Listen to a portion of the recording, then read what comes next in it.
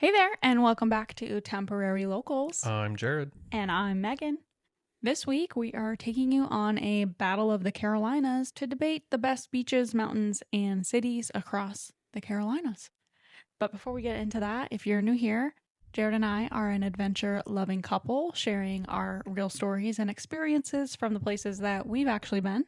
So, whether you're planning your next adventure or just here for the storytelling, then you're in the right place. And we would love it if you would subscribe and join us. We put out new episodes every week. That's right. All right. So, before we get into this, we wanted to do a disclaimer because we know this could get a little heated. So, this is just our opinion. There might be contention or strong opinions on the Carolinas, North Carolina versus South Carolina, but we're just doing this for fun. Yeah, I already know that there's going to be people that disagree with this and are going to be like, "Oh, you talked about this place and not this place, or you picked this, area and not this area." And this is just our opinion. We've both traveled extensively throughout the Carolinas, and so this is just some of our favorite areas, and we thought that we'd kind of compare because you always hear people talk about um which state has the best beaches, which state has the best, state parks, hiking areas, outdoor areas, cities, food, whatever it is. And so, even though we live in South Carolina, you're more from the northern part of the state. You're close to Charlotte and you work in Charlotte and stuff. So you are kind of both, right?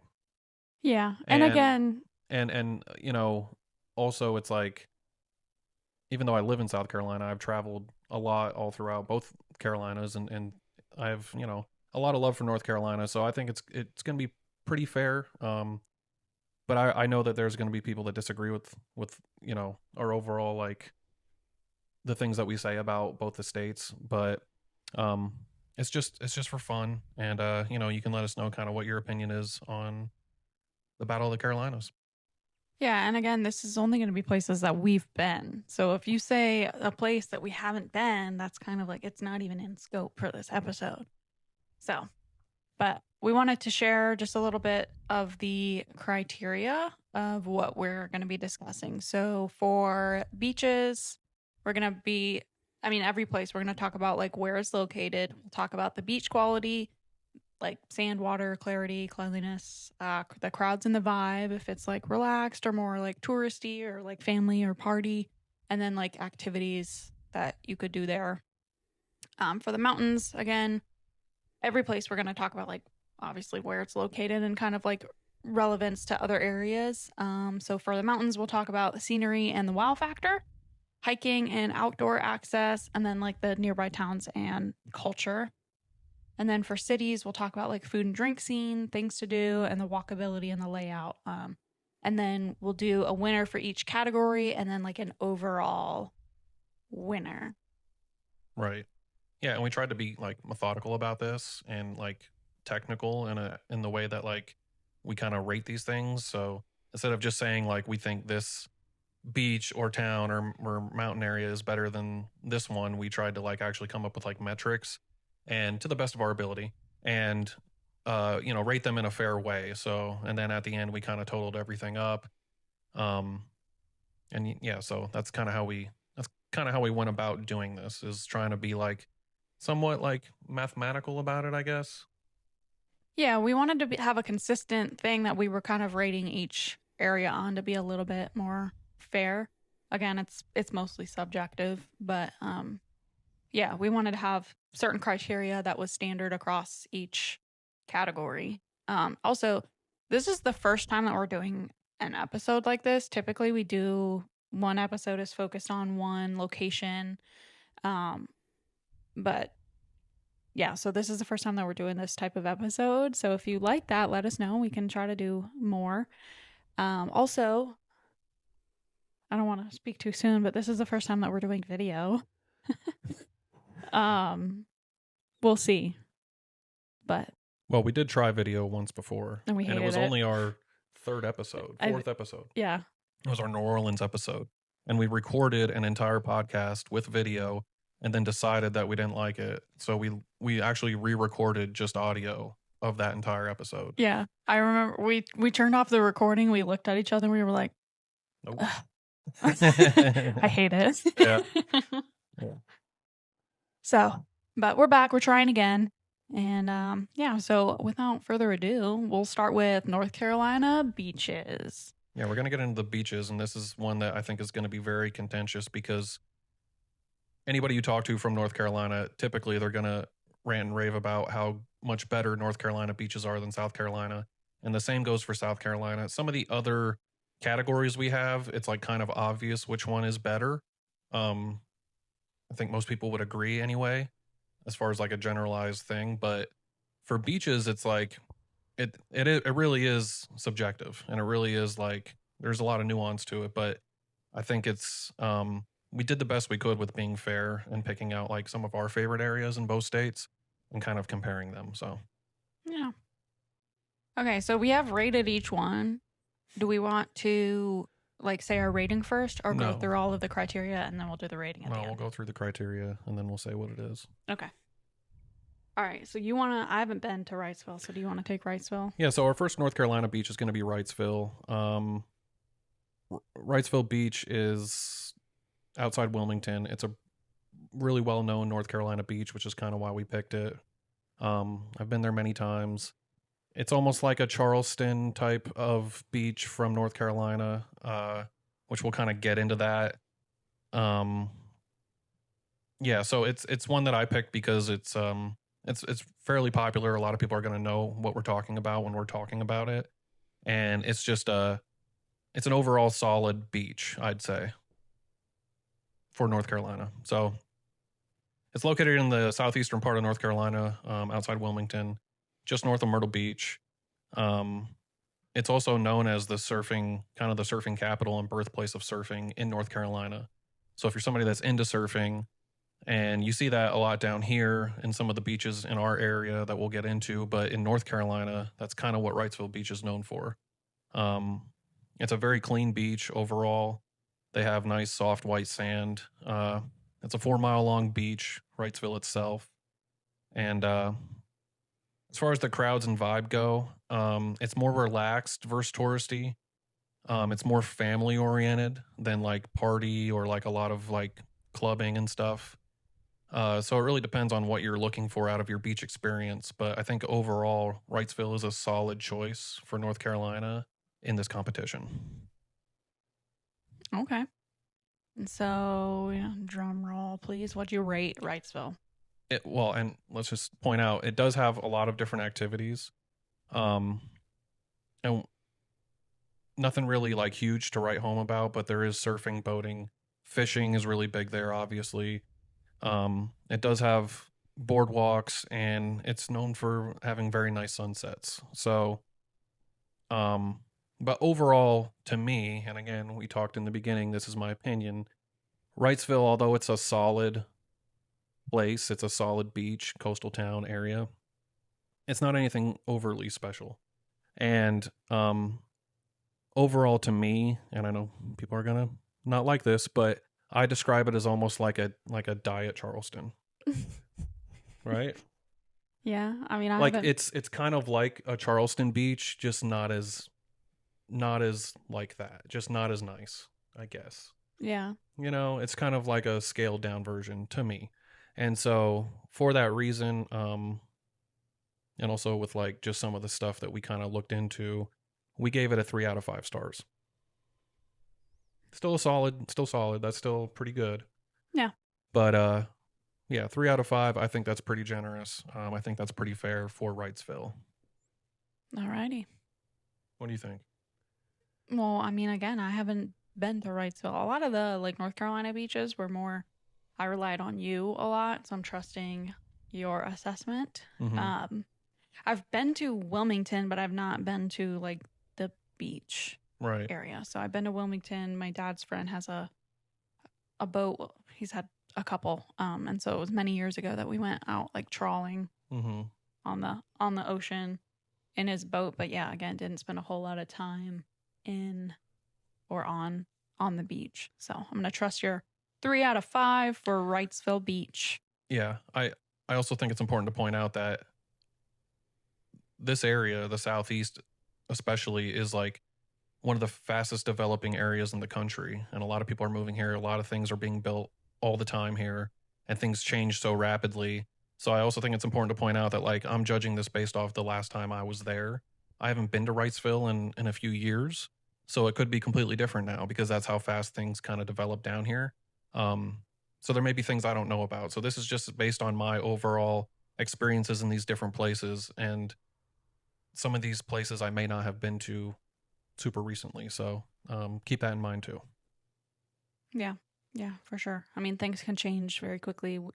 My dad and I would go spring break in Daytona Beach, and we watched it go from like spring break capital of the world to like, no. The Yeah. city was like, putting a lot of laws in place to try to minimize the amount of like party activity and things hmm like that. Yeah, I think like spring break, the culture and just that experience has like moved slowly further and further south over the years, over the decades.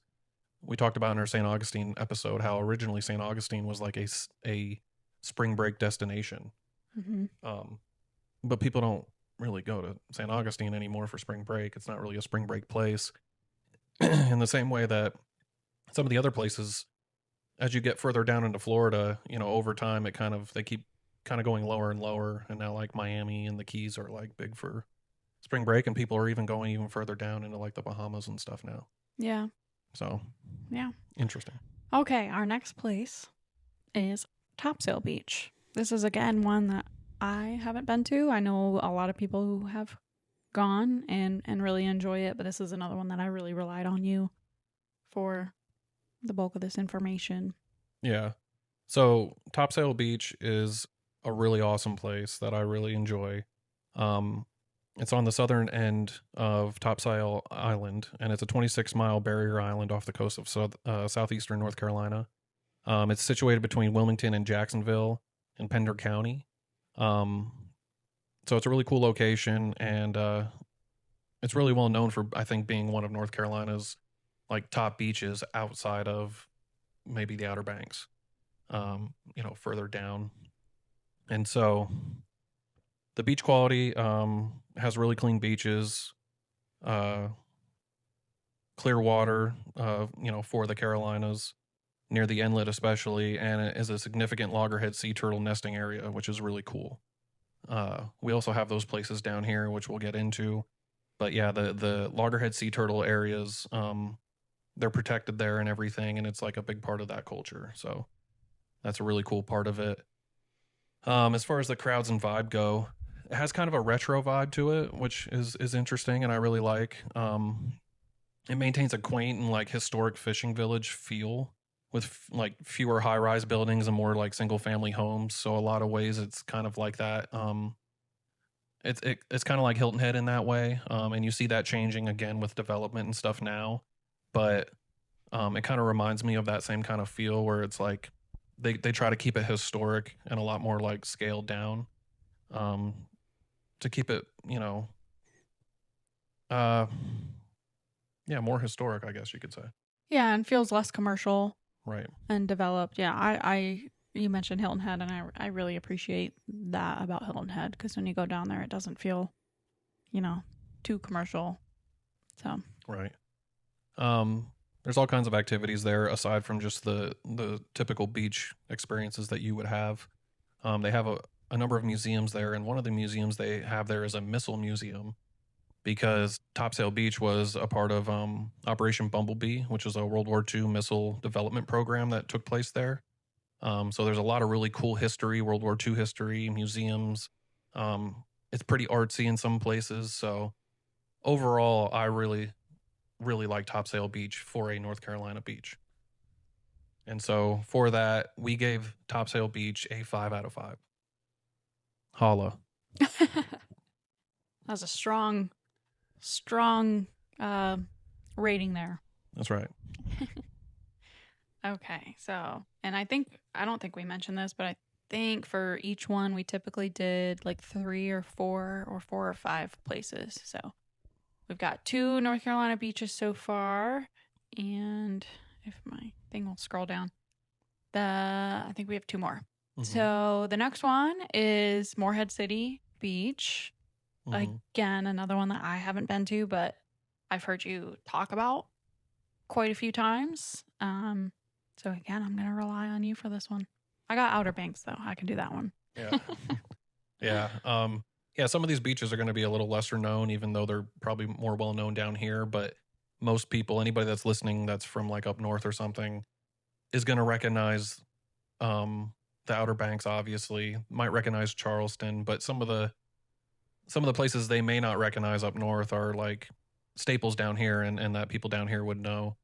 Um, Morehead City is located in eastern North Carolina's Crystal Coast. It's situated on a peninsula where the Newport River meets the Bogue Sound, and it's directly across from Beaufort and connected by a bridge to the Atlantic Beach. It's called Bogue Banks, and so I've always kind of viewed Morehead as being it's like the foothills before you get to the Outer Banks. It's kind of like the last coastal town before you go up into the Outer Banks. And so I've spent a lot of time in Morehead City.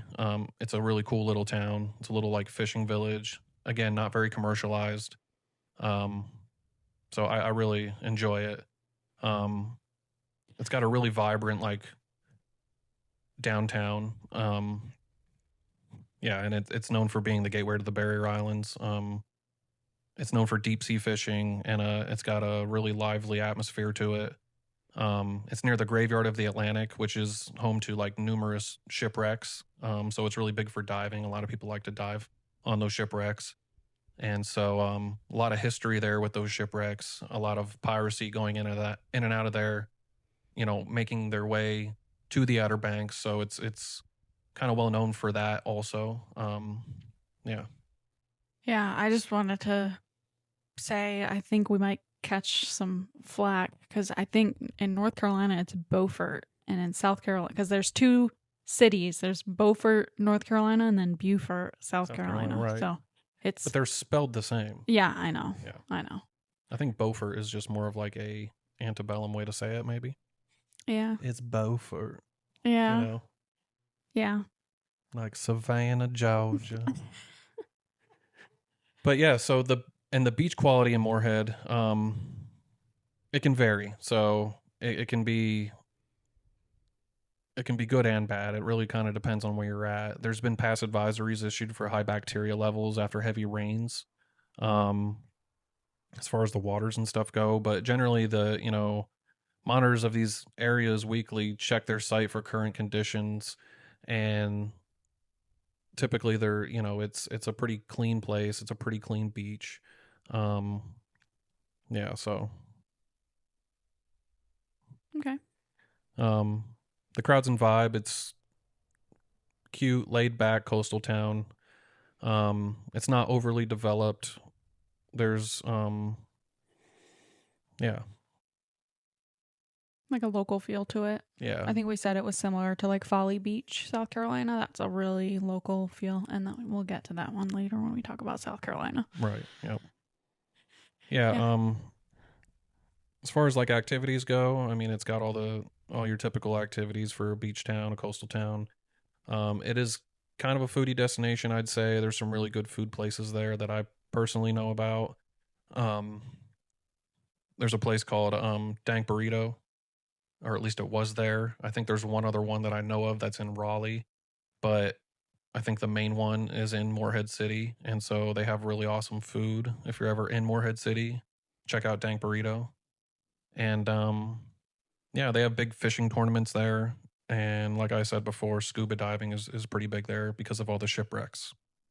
So yeah, I imagine that's pretty awesome. Yeah. But overall, I thought it was a pretty fair. I tried to be pretty strict about my ratings. We didn't want to give everything a 5. Right. Yeah. I mean, any one of these places that we're going to talk about today, none of them were terrible. We tried to pick all like the best ones that we know of. And so, but I still tried to be like pretty strict with my ratings. And so for Morehead City, I gave it a 3.5 out of 5. Alrighty. Okay.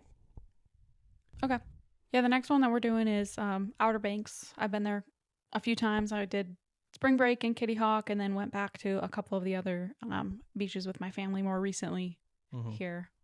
Yeah, and anybody listening is probably thinking, well, Outer Banks is a whole bunch of different islands and beaches, but we kind of put them together as like a conglomerate because we don't have time to go through all of them, obviously, and that's another like point of contention that people are going to say, well, this Outer Bank island's better than this one or whatever. So instead of just trying to pick which island, which beach in the Outer Banks is our favorite, we're just going to overall say the Outer Banks in general.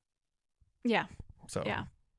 So, like you said, the Outer Banks, it's a 200-mile chain of barrier islands off of North Carolina's coast. It's known for wide beaches, history, lighthouses, natural beauty, offering a mix of like resort towns like Corolla and Nags Head, and more remote, undeveloped areas like Ocracoke. It's popular for, vacation rentals, water sports, and wildlife. And there's a Netflix show dedicated to it, even though it's mostly filmed on South Carolina beaches. well, there you go, right there we win. Yeah, Carolina right. wins. But yeah, the beach quality in the Outer Banks is like typically very clean, white sand. The crowd and the vibe is more of a slower vibe, more family friendly, less party vibe. I experienced that in Kitty Hawk. So we did spring break in Kitty Hawk, and it was like March, so it was pretty laid back. There wasn't a whole lot of people there, but it was nice. It's like relaxed, historic, nature focused, and kind of offers a break from like crowded cities with like a strong sense of adventure.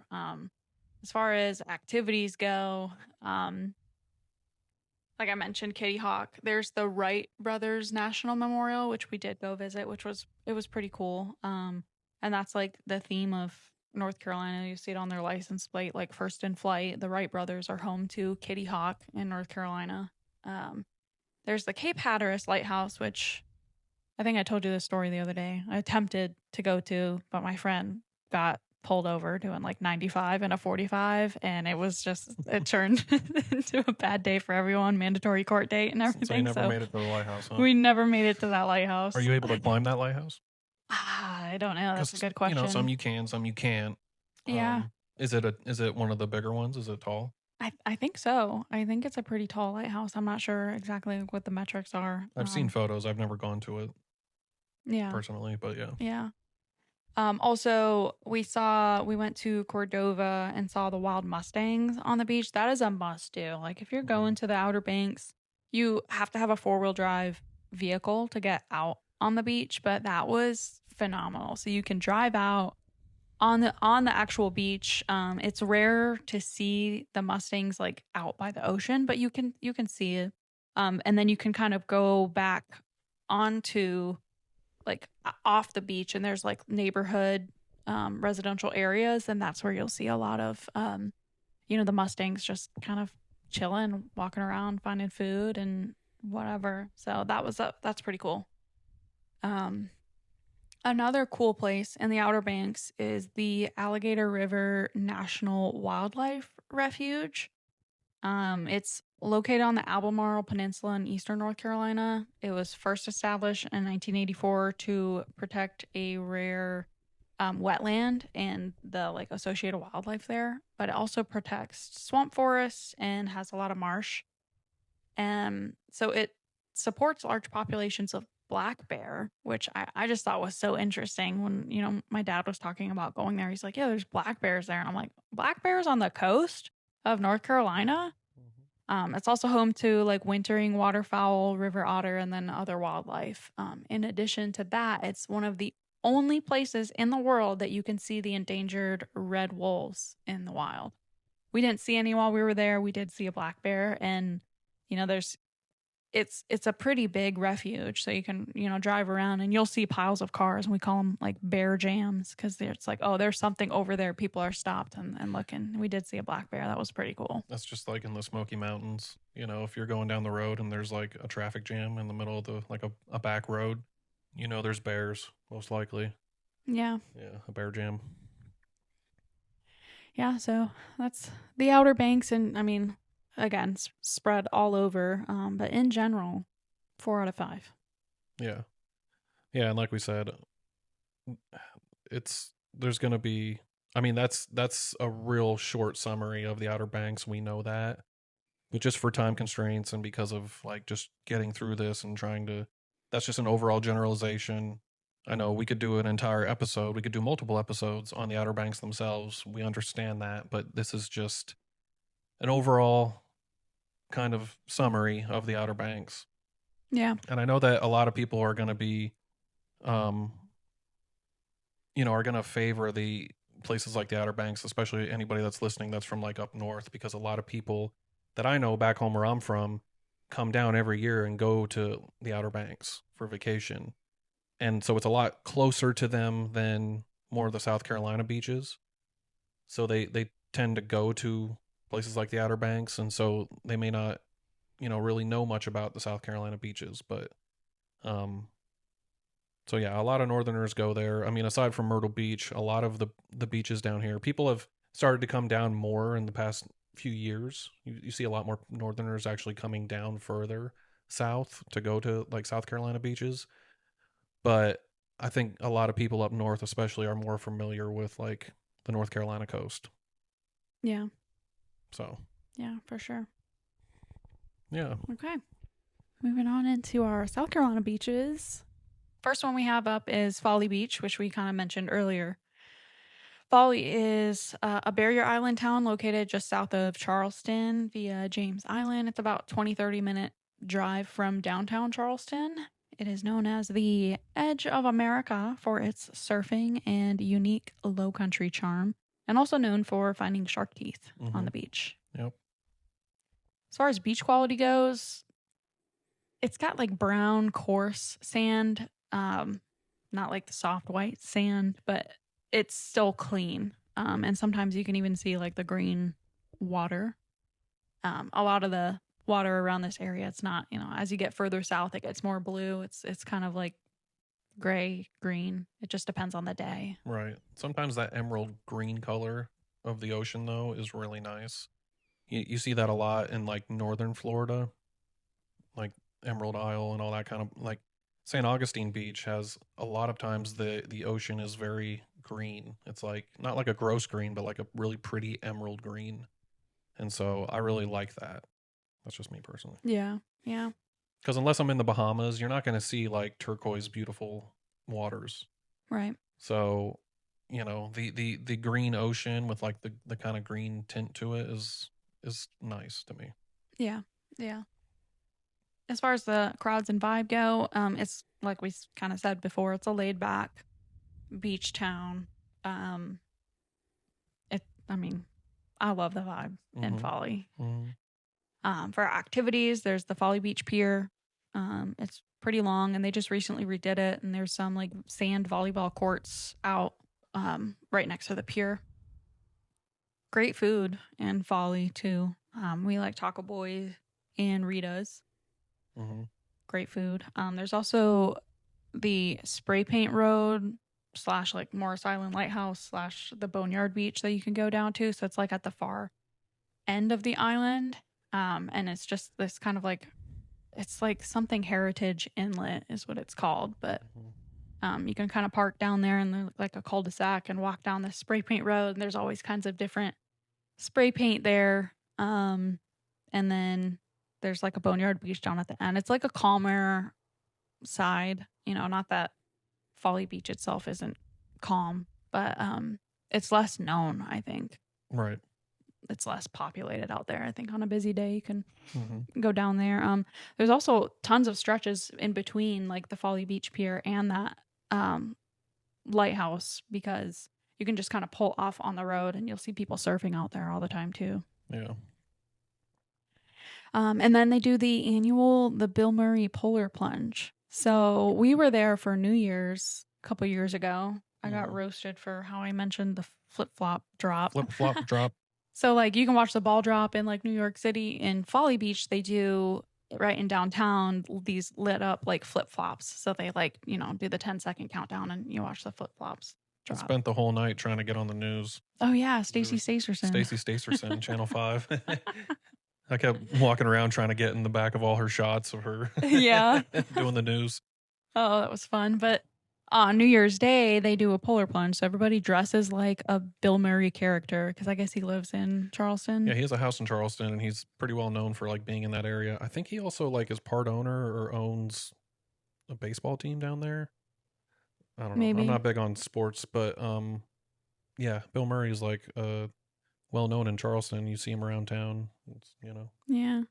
So people will dress like, any of his movie characters and they do a polar plunge where they all like run into the ocean. So Yeah. we didn't stay for that one, but that'd be an interesting thing to do, if you're there for the holiday season. So overall, Folly Beach, we said 5 out of 5. Yeah. I think we're going to be a little we're going to favor Folly Beach a little bit because it is so close to our hearts. Despite being to all these places I've talked about so far, Folly Beach, not just because we live in South Carolina, but Folly Beach is like special to us. I think we've both spent a lot of time there. We've early on in our relationship, we went there a lot. It's just such a awesome place, and kind of like you were saying, I think the vibe of Folly itself is what makes it so great. It's such a cool little like surf town. Despite being right outside Charleston, and it is touristy. A lot of people go there, obviously, but it still has a very like local feel to it. There's a lot of local businesses and like cool little food places, and not a lot of overdevelopment yet. Aside from Tides at Folly, which is the giant hotel there, there's no like big resorts really. I mean, it's got a really cool local feel to it and kind of hippie-ish, Yeah.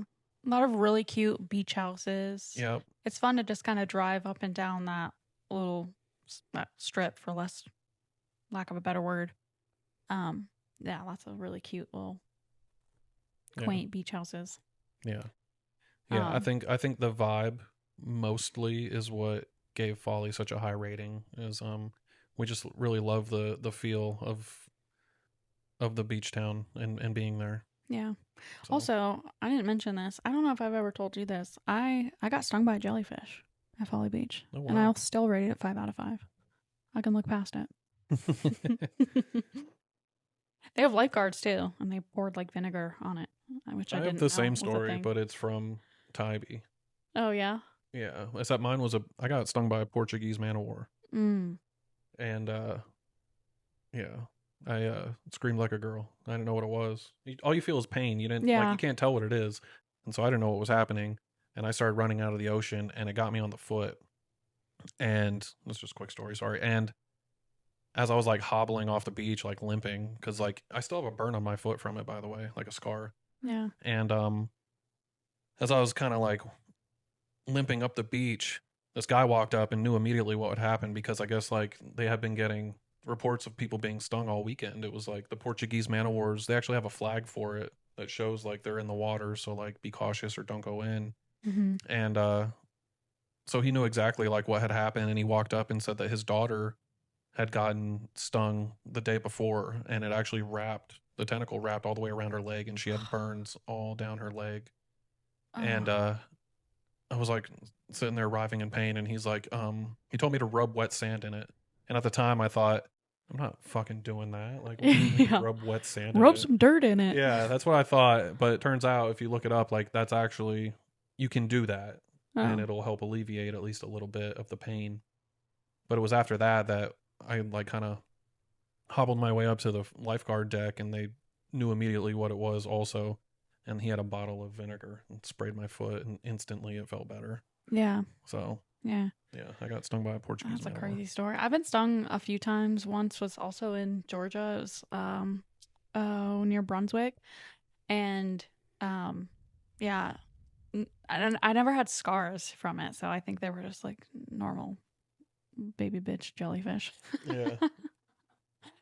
Yeah, I guess it's something because it's venom, mm-hmm. right? That they like inject through their tentacles or whatever. So they must be more highly venomous. Their venom must be, I don't know. Just the amount of time I've spent in the ocean, it's pretty amazing that I've only ever been stung one time, though. Yeah, I've probably been stung 3 or 4 times. Wow, you're unlucky. Yeah. One time was walking like a sandbar, so like the water was like knee height, and that was the first time that I was stung. And I remember walking and the way I described it to my dad was I felt like I was touching a cloud. And then all of a sudden so I think I touched like the top of the jellyfish, felt like a cloud underwater. And then the tentacles hit me. And it's crazy because sometimes like right after you're stung, I guess not with a man of war, but you can see like the specific like stripes, like where the tentacles touched you. And at that time we didn't have any vinegar. There was no lifeguards. I didn't want anyone to pee on me because I was the only girl in the group. That would have been weird. So this dude walked up and he had a beer and he poured beer on it. Did that help? It did. Oh, nice. Yeah. Good to know. When in doubt. What kind of beer? It was a green bottle. Heineken? Either Heineken or like a Stella. Mm. Are Stella's green bottles? I don't know. I think so. Anyways, on to the next beach. This one we've also kind of mentioned a little bit is Hilton Head. Mm-hmm. It is the southernmost point of South Carolina. It's a popular resort town and barrier island located in the Low Country region. And it's just northeast of Savannah, Georgia. There's actually, like, you can do like a ferry. I think we might talk about this. I can't remember if we put it in our notes, but you can do a ferry from like Charleston, or I'm sorry, Hilton Head to Savannah. Yeah. So it's known for beaches, it's golf and outdoor activities. It's a major tourist destination, and they have, like we mentioned earlier, like really strict developmental rules that, you know, we think contributes to like the crowd the vibe there.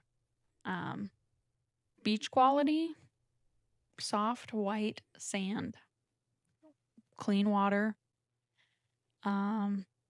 The sand's ideal for like walking and biking. We've rented bikes there.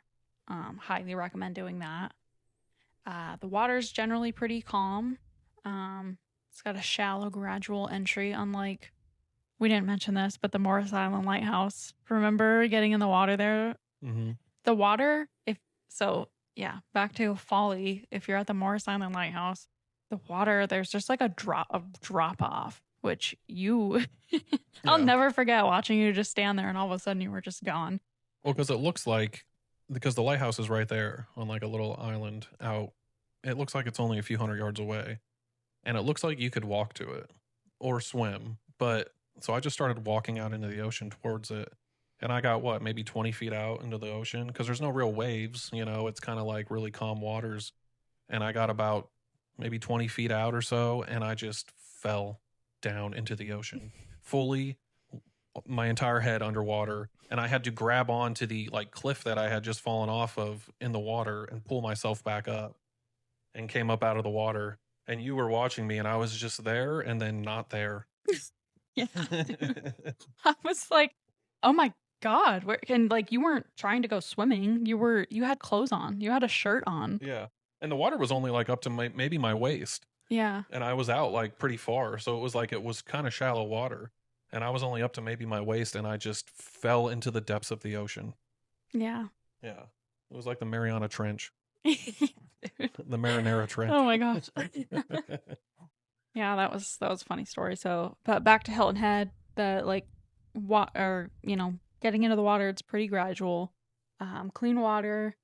The amenities, there's a lot of public access points like Caligny Beach. They have restroom, showers, like changing areas, picnics, things like that. They also have a like beach toy borrow bins. So when you're like, if you're bringing kids on the beach, they have like bins where you can just, take what you need, use it, and then just put it back for the next person to use. So I think that's a pretty cool thing.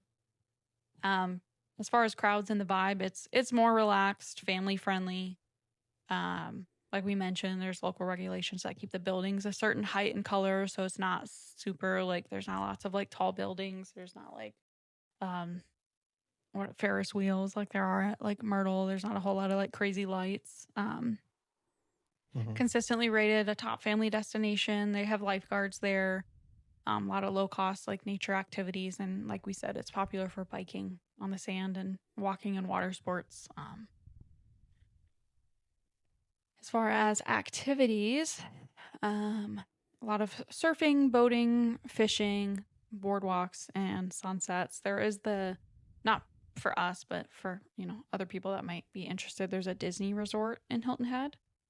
We haven't been, probably never will, but if that's your type of thing, they have a Disney resort there. There's also the Sea Pines Nature Preserve, which we love going to. It is cash only. It's like $8 a car or something like that. And so on the Sea Pines Nature Preserve is the Harbor Island Lighthouse, which you can climb, and we have done.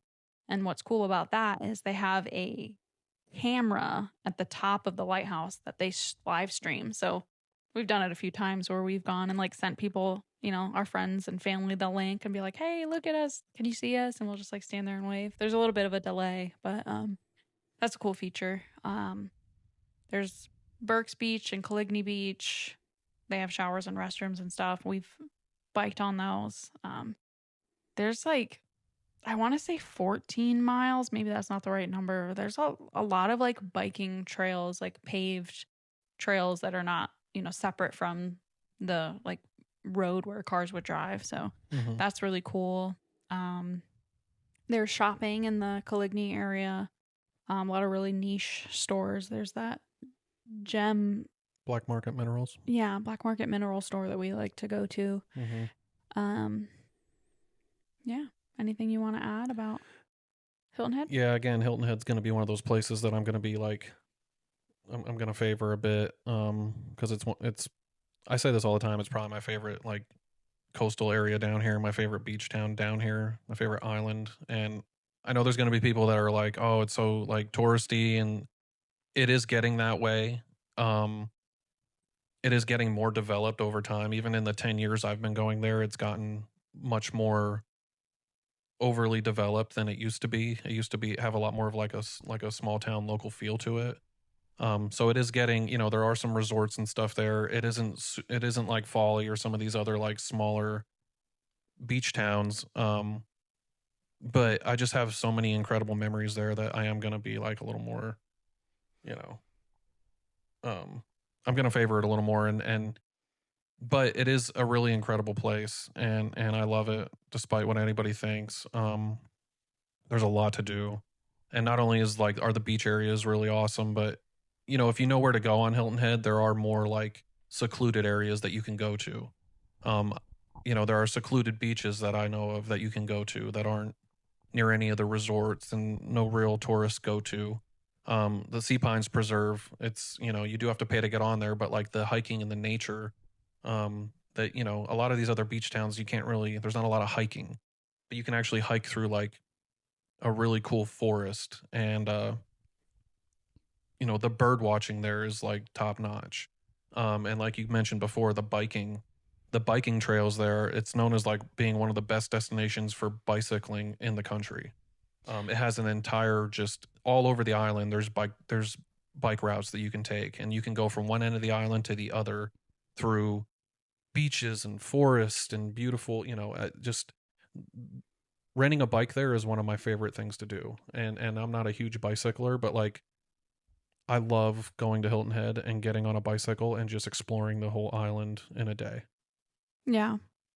Yeah, and what's really cool about like there's so many bike rental places, they will like drop the bikes off at your hotel. Yeah, they'll deliver them and then pick them up. Yeah, that was really convenient. We did that one time.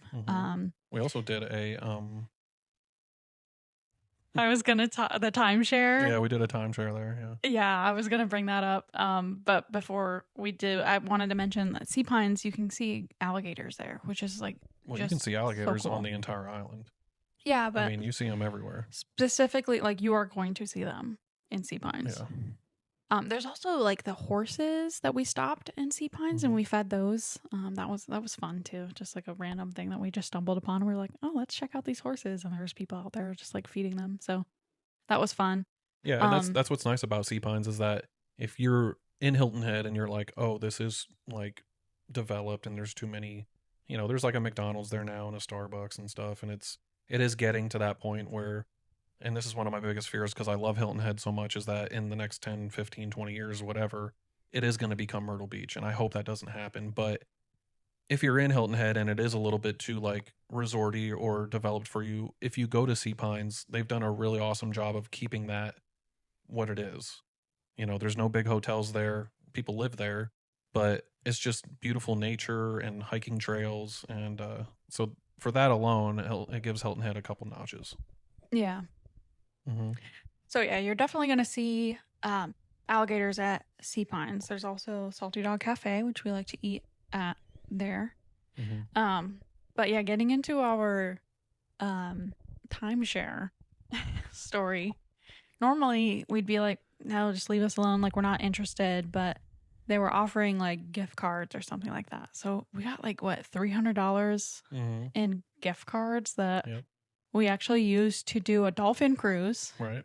And then we got like groceries and stuff with it, but like we sat through a timeshare spiel and we both knew like there's no way. Right.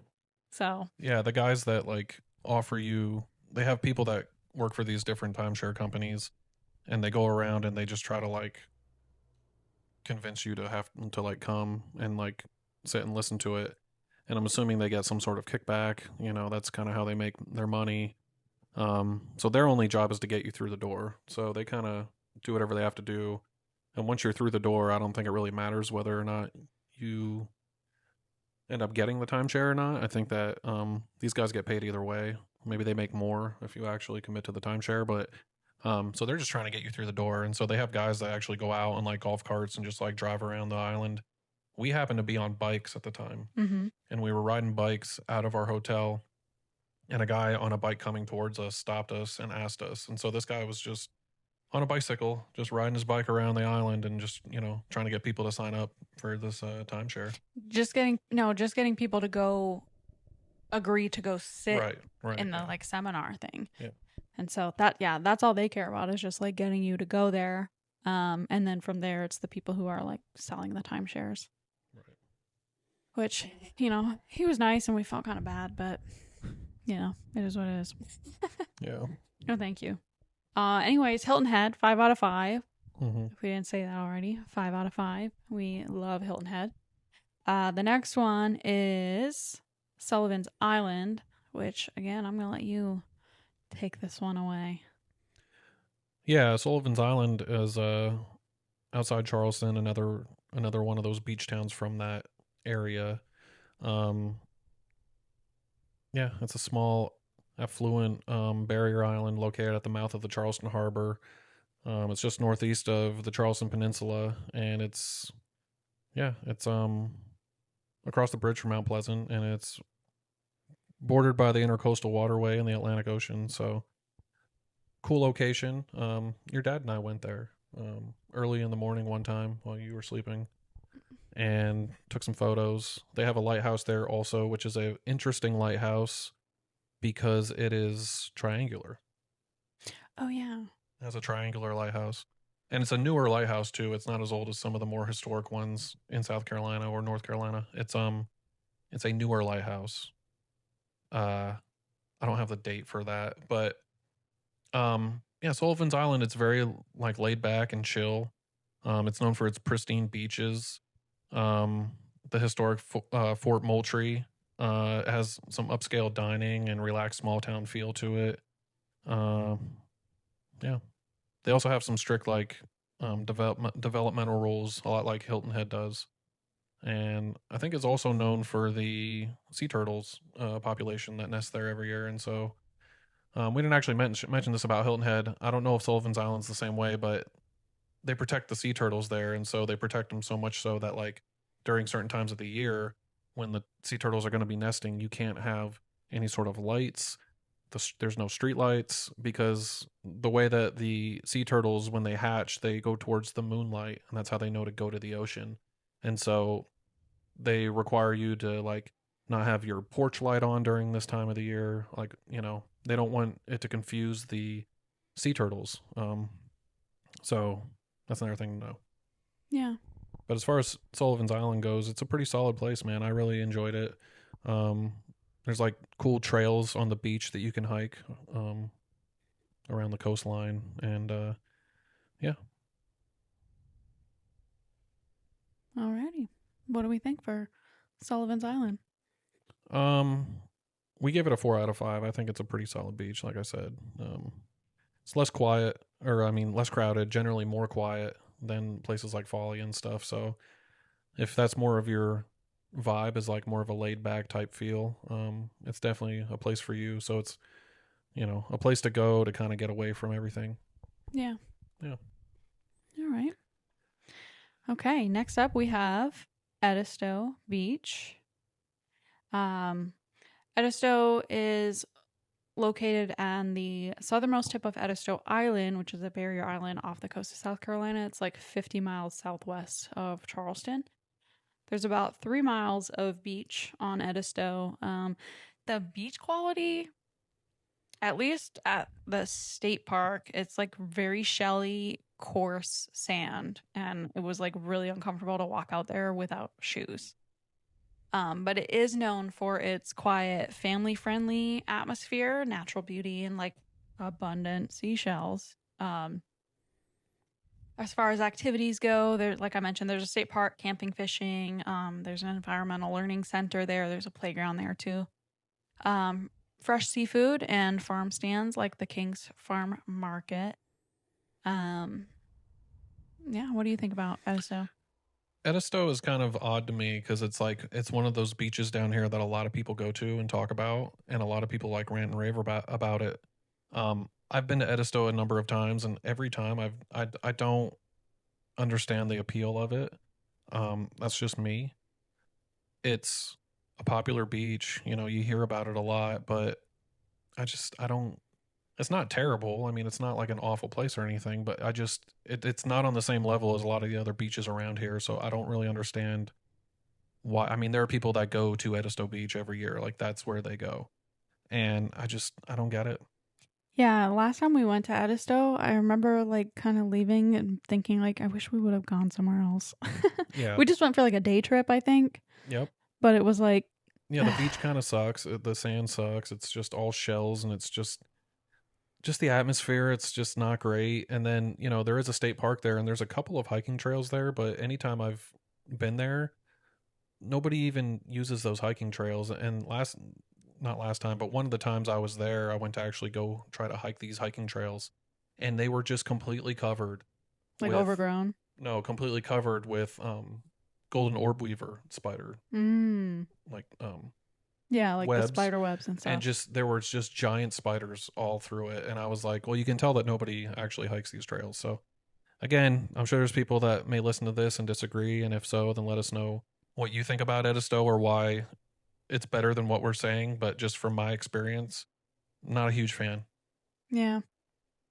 And so some of the other beaches that we talked about from South Carolina got a really high rating. So Edisto, we kind of threw in here because it is a very popular place, and a lot of people talk about it, and a lot of people go there.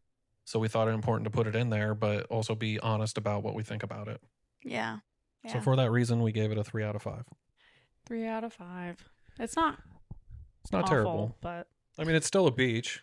yeah, It's still better. right. It's still better than not being at the beach. Sure. Sure. But there's just way better places, in my opinion, to go, Yeah. even in that area. I mean, Yeah. So overall, for the category of beaches, we have South Carolina with an average 4.25 out of 5, and North Carolina with a 3.9 out of 5. So our winner for beaches is South Carolina. woo! Woohoo! I know there's people in North Carolina right now that are just screaming at us. Seething, like what? I mean, there's also some South Carolina beaches that we didn't even mention.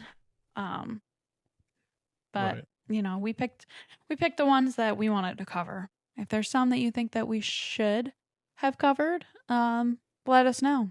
Maybe we'll do another rendition of this. And if there's a hidden gem somewhere in North Carolina that you want to let us know about, we'll go check it out. Yeah. All right, moving on to mountains. We're going to start with North Carolina mountains. This one, before we get into this, I mean, just like the nature of, topography. North Carolina has a higher volume of mountains Yeah. than South Carolina. Yeah. Yeah. This one was kind of hard to judge because I think it's kind of clear. I mean, we'll wait and get into it, but it's kind of clear that North Carolina has better mountains, has more mountains. But we thought it important to do it anyway, and kind of also give North Carolina its props for something, since we did seem to prefer South Carolina beaches. North Carolina is definitely more of a mountain area. So Yeah. So first up for North Carolina, we had the Blue Ridge Parkway. It is like kind of like the Outer Banks. It's like it's a very wide range. So it's a 469-mile scenic highway in the Appalachian, anyone? Mountains, connecting the Shenandoah National Park in Virginia near Waynesboro Rockfish Gap to the Great Smoky Mountains National Park in North Carolina near Cherokee. So it runs through both states, offers stunning views, lots of hiking and outdoor recreation. Not part of the Blue Ridge Parkway, but honorable mention is the Tail of the Dragon, the US 129 at Deals Gap. It's, like I said, not part of the parkway, but it is famous. It's closely connected to the parkway, and it's a lot of times like linked with the parkway as part of like epic road trips through the Blue Ridge and Smoky Mountain area. It's got a lot of extreme curves and epic scenery, so it's like very popular in the motorcycle. and dangerous, right? Yeah. So, but a lot of people will combine the two for like a comprehensive like mountain driving experience. Scenery and wow factor of the Blue Ridge Mountains. It's got that like that's why it's called the Blue Ridge. It's got this famous like blue gray haze, where like the different kind of mountain ranges are different tones of blue and gray. It's gorgeous, and very beautiful sunrises and sunsets. Mm-hmm. Yeah, this is another one where we're kind of like we're going to be favoring certain areas over others just because of like our experiences there. And we've spent a lot of time in the Blue Ridge Mountains, and it's like real close to our hearts, and we've had a lot of really awesome adventures there. So it's one of those things. Yeah, and again, I mean, it's such a wide area. So like when we talk about like hiking and outdoor access, similar to like the beaches, we talked about like activities. There's so much for us to cover. So there's Pisgah National Forest, which is famous for its like stunning mountain scenery, lots of waterfalls. Mm-hmm. Particularly, like, we went to like Looking Glass Falls and Sliding Rock. Sliding Rock is fun if you're like swimming. It's what it sounds like. You kind of slide down the rock into the water. And Looking Glass Falls, we went there in the wintertime, and it was all iced over. And so Yeah. there was like all this like ice covering the waterfall, and it was still flowing, but then at the bottom it was just like snow. Yeah. And Yeah. it was really awesome. And we spent a lot of time in the Blue Ridge in the winter. Mm-hmm. And we stayed in like Asheville, which we'll do an episode on Asheville in particular. But there was a time when we actually like broke into the Blue Ridge Mountains because they had it closed, right? Yeah. Yeah. A lot of times, like in the winter or, just for construction, they'll close certain sections of the Blue Ridge off. Mm-hmm. The like scenic byway. Yeah, this was for a reason though. The Blue Ridge was closed. I don't remember if it was a storm. I think it was. It was a hurricane or something, and so they actually had a majority of the Blue Ridge closed, and you couldn't drive down it. But you and I like hopped the fence and walked it. Yeah, that was fun. Yeah. There's also Mount Mitchell State Park, which we also went to in the winter. It is the highest peak in the eastern United States, towering above the surrounding forest at an impressive 6,684 feet above sea level. So it's the tallest peak east of the Mississippi. Wow. Yeah. I thought it was more than that. It's only 6,000? Yeah. I thought it was like 10. Seems like chump change compared to like being at Rainbow Mountain in Peru. Yeah, well, and that's another thing is we did this before we went to Peru. Yeah. And so it was kind of like a nice little test because I remember getting out of the car because you get out of the car and then you still have you have to hike up to Mount Mitchell, the overlook. And yeah, I remember feeling the altitude in my chest. I remember it was hard to breathe. It was also wintertime. Yeah. Which so is arguably harder to hike in. And yeah, I just remember being like winded. But it was after that we ended up, hiking 3 times that elevation in Peru in the high Andes. So yeah. The Blue Ridge also has the Nantahala National Forest, which we did a whole episode on, our second episode ever of this podcast. We did. So it's an area in the mountains of western North Carolina, centered around Nantahala National Forest, known for its stunning scenery, world-class whitewater rafting, kayaking, a lot of hiking, including the Appalachian Trail runs through there. fishing, waterfalls, outdoor recreation in a temperate rainforest environment. We went to so many waterfalls out Mhm. there. We talked about them: Glen Falls, Dry Falls, Rufus Morgan Falls. Um, yeah, Nantahala, we truly love. Yeah, and I feel like Nantahala is also kind of underrated and not as well known. I mean, obviously people go there, but when talking about overall that area, not many people know about Nantahala, Yeah, and it's a very ancient part of the country, and so you see a lot of really cool like ancient history there too. yeah. We went to Judaculla Rock. Judicault Rock. Yeah, Hmm. that was pretty cool. Yes. Yeah, So go back and listen to episode 2 also if you want to hear about that area. yeah. So the two more spots that we wanted to touch on of like hiking, outdoor activities, things to do in the Blue Ridge is Chimney Rock State Park. It's up near Asheville. It was actually, you probably heard about it after Hurricane Helene kind of decimated that area, but I think they're rebuilding and coming back, and that state park has reopened. But it's known for its iconic 315-foot granite monolith with stunning views of the Hickory Nut Gorge and Lake Lure. There's a lot of hiking trails there, and it's just a major outdoor destination in the Blue Ridge. Blue Ridge. There's a 26-story like elevator that you Mhm. can, you go into That was cool. the rock. So yeah, Yeah. 'Cause I had been there before, but I had never actually gone in the elevator to go to the top. Yeah, it's like an elevator in the mountain that takes yeah, you up. pretty unique. You're like you go into a cave Mm-hmm. and you go all the way to the end of this tunnel and it's like you're in like a legit cave and then you get in this elevator and it takes you up the inside the mountain. Yeah, that's Yeah. pretty cool. Yeah. That's a really cool experience. I'm glad that they've reopened that. Mhm. Um, and then the last activity that we wanted to mention or highlight for Blue Ridge is the Grandfather Mountain State Park. It's in Northwest North Carolina, straddling Avery, Caldwell, and Wachuga counties near Linville and Banner Elk. It's known for its iconic mile-high swinging bridge, challenging hiking trails, including the strenuous Profile Trail. It's rich biodiversity with wildlife habits. They've got bears, otters, elk, stunning panoramic views. And it also has an annual Highland Games, Mhm. serving as both like a scenic attraction and a protected state park. So, Grandfather Mountain State Park is really cool. If you've ever been on that sketchy bridge, that's cool. It's also famous for one of the curves that overlooks the mountain ranges and everything when you're up in Grandfather Mountain.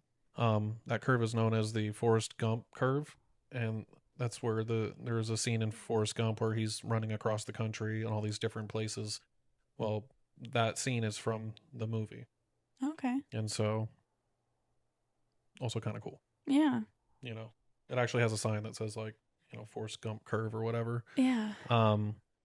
Yeah, as far as the swinging bridge goes, when I was there last, it was really busy.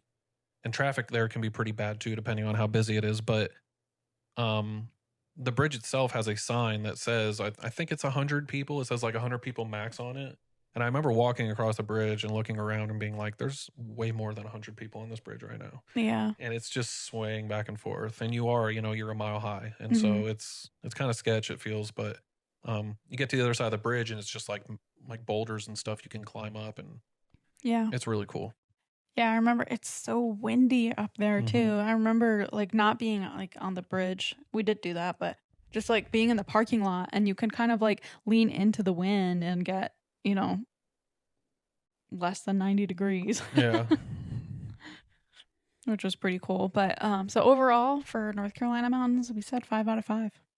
Yeah. I think when talking about mountains, at least on the East Coast or the Southeast, North Carolina definitely. I think that's a fair assessment. I think 5 out of 5 for sure. Yeah. Yeah. Absolutely. South Carolina mountains, first up we have Table Rock State Park. Located at the edge of the Blue Ridge Mountains in northern Pickens County in South Carolina. It's known for the iconic Table Rock Mountain, extensive hiking trails, including strenuous paths to the summit and then like easier waterfall loops. It's got spectacular vistas from the granite dome of Table Rock Mountain and other overlooks. So scenery and wow factor. I mean, it's got a pretty cool overlook, like when you hike that up to like the Table Rock. Mm-hmm. As far as hiking goes, there is a lot of like diverse hiking there. So there's like the strenuous Table Rock Trail that we mentioned. It's 7 miles, and then it's got like waterfalls, rock scrambles, stunning views, and then there's easier options like the family friendly Carrot Creek Trail. It's easy and moderate, has some waterfalls, and then there's the Pinnacle Mountain Loop. So you can see a lot of like backcountry. And then there's options for like sunrise hikes and ranger programs there too. Yeah. Yeah. Table Rock, for being in South Carolina, again, not really known for its mountain areas, is a really cool place. It's a really awesome state park. And if it has, I think the hiking aspect is what really kind of makes Table Rock stand out as far as South Carolina goes. Um, it's one of the best places to hike probably in the state. It's got really awesome outdoor areas and hiking trails and stuff. So Yeah. Yeah, we gave Table Rock a 4 out of 5. yep. Next up for South Carolina, we have Caesar's Head State Park. I'm gonna let you take that one away. All right, yeah, Caesar's Head. It's northwest South Carolina, part of the Mountain Bridge Wilderness area. It's called Caesar's Head because it's known for having a massive granite rock formation, and it resembles Julius Caesar's profile, and so that's kind of where the name derives from. It offers vast views of the Blue Ridge. Why don't we put fucking stupid words on there that we know we're not going to be able to fucking say? What is escarpment? What does that mean? Where? What do you mean? Oh, sorry. I was looking at the annoying. wrong one. Like, I try to do the whole like reading the shit, and I can't, because there's just fucking words in there that I'm like, I don't even know that word.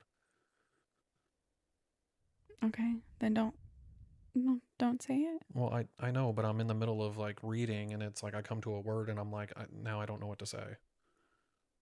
Okay. Well, just abandon it. We'll just start over. Okay. The next one is Caesar's Head State Park, and I'll let you take that one because I have not been there. Yeah, Caesar's Head. It's northwest South Carolina. It's part of the Mountain Bridge Wilderness area, and it gets its name from. It's known as Caesar's Head because it's got a massive granite rock formation that resembles Julius Caesar's profile, and it just has really awesome views. As far as, like I said, I know I keep like reiterating this, but for South Carolina, again, not known as like a really awesome mountainous area, Caesar's Head stands out because it has one of the best views of the state from the top. And so there is hiking and stuff there, but to get to Caesar's Head to the lookout, you can essentially drive right up to it. And then it's like a short walk, but yeah, I mean overall just the view itself I thought was important to put on here, and it makes it a decent competitor. Yeah. So what would you rate it? We gave it a 3 out of 5. 3 out of 5. Yeah. South Carolina State Park.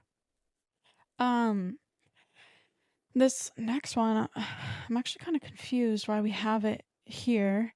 We have Kings Mountain State Park in South Carolina. I thought it was a North Carolina one.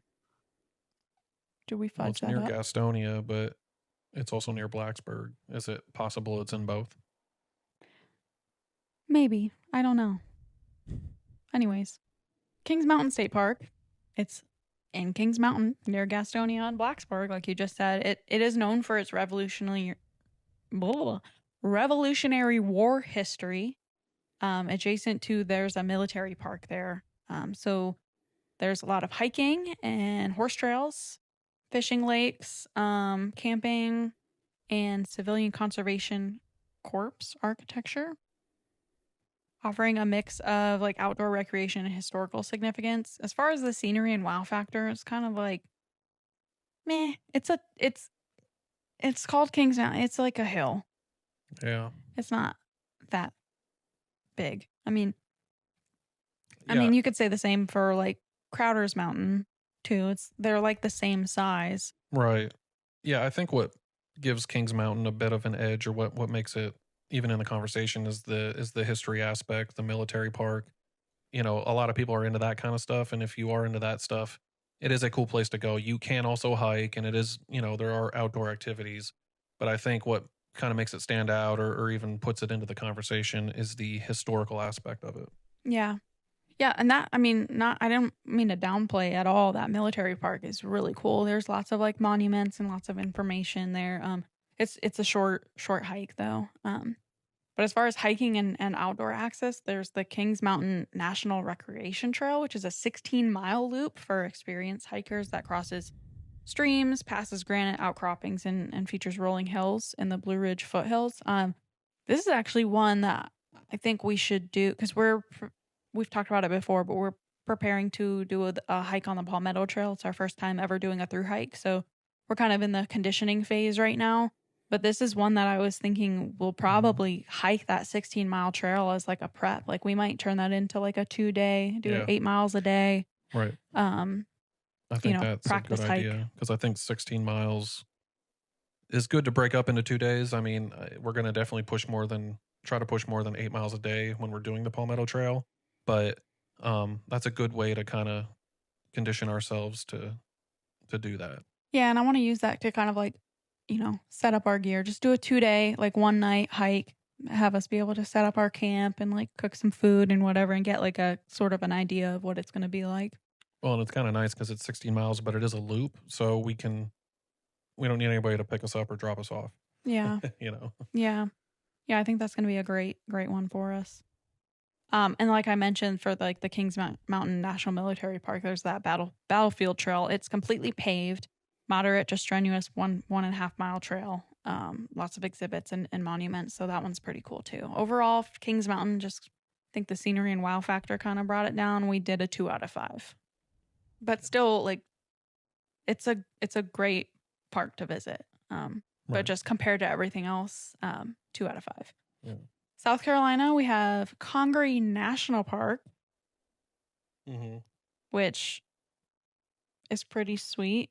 It's the only national park in South Carolina. Yep. So it isn't a mountainous region. There's a lot more swampland, but we put this one in the mix because South Carolina doesn't have really many mountains areas, so we wanted to like kind of be able to like supplement. So this is in central South Carolina near Columbia. It's famous for protecting the largest intact tract of old growth bottomland hardwood forest in the U.S., featuring some of the tallest trees in the east and a globally significant biodiverse floodplain ecosystem that offers hiking, canoeing, and wildlife viewing. So it's known for its like jungle-like atmosphere. It's got a lot of dense tree cover, high humidity, gives the park like that, like, tropical feel. It's also known for its insane mosquito population. Yep. Yeah, and they have like a mosquito meter. I don't even remember what the skeeter meter. Yeah. Is that what it's called? Skeeter meter, but I don't remember what the range is, but they have like funny names. Yeah, it's like from moderate to not today. Yeah, basically.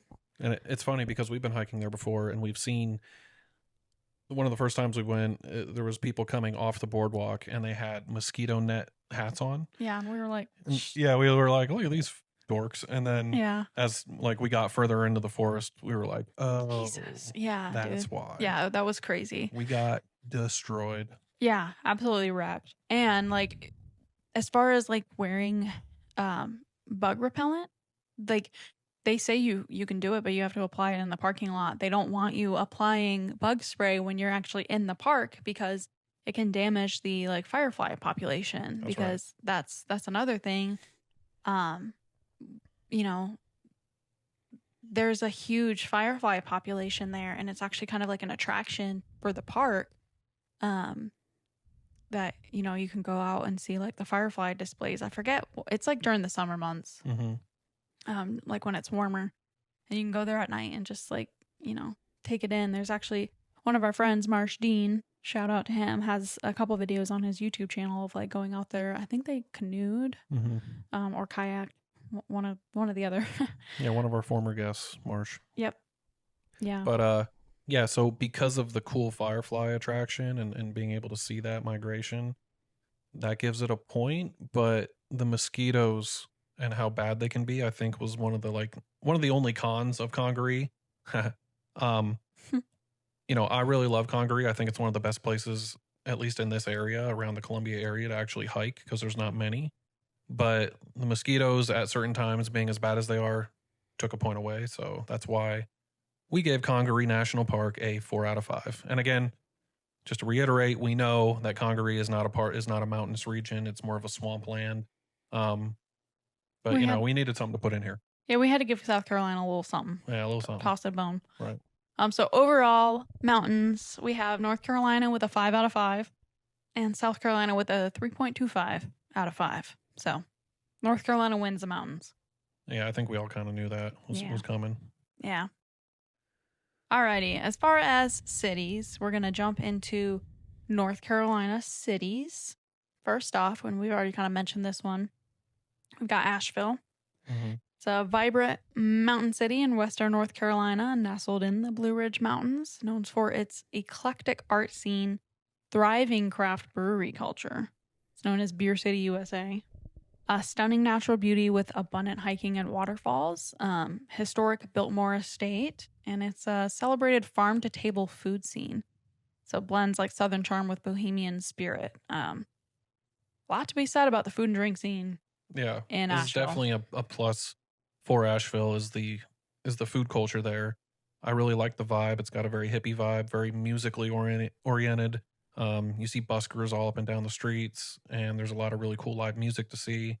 But as far as the food and drink scene, I think that's really where Asheville. That's what it's called after the food and drink, right? No, but the food and drink scene in Asheville is really where it shines, and so we'll get into that. Yeah.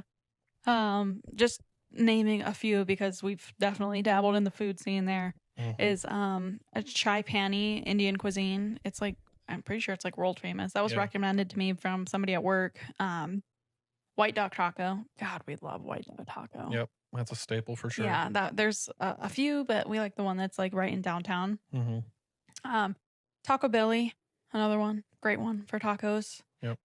Edo for the pho and sushi. Mm-hmm. We love going to Double D's, the double-decker bus. It's like this big red double-decker bus that's like permanently parked in downtown for coffee and you know, treats. Mm-hmm.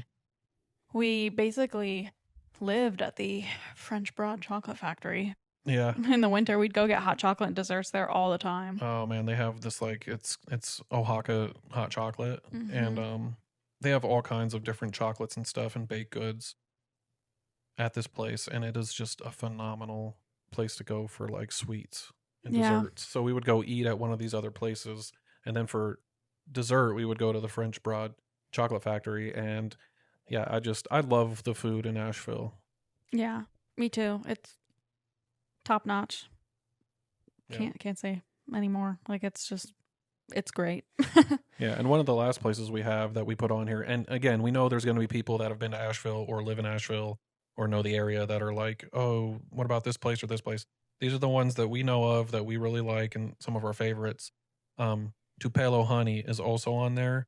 That is a chain. They do have them some other places, but the main one and the one that's kind of the most well known, I think, is in Asheville. So yeah, and I mean it's right in downtown. We like the vibe, you know. Yeah, good food. There's something to be said about like chain restaurants and you know, but like they're not all the same. Mm-hmm. So we really like the Asheville one.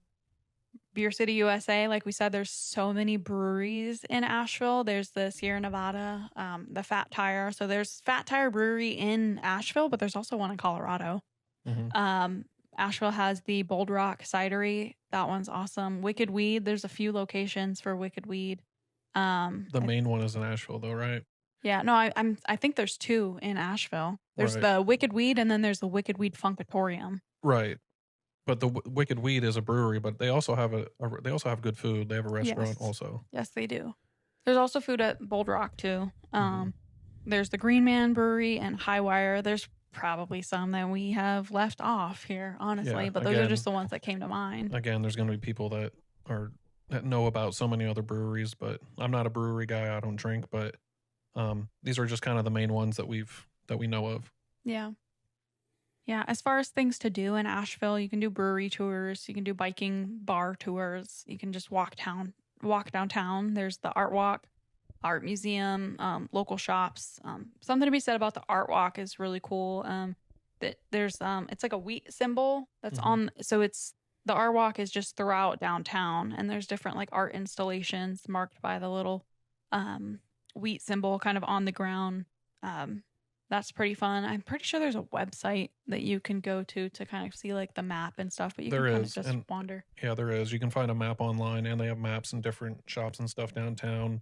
And it's kind of like a, I don't know, uh, it's like geocaching in a way. Like you have to go look for these different art installations throughout the town, and some are really easy to spot, and some are a little more difficult. But yeah, it's a really cool thing to do. Yeah.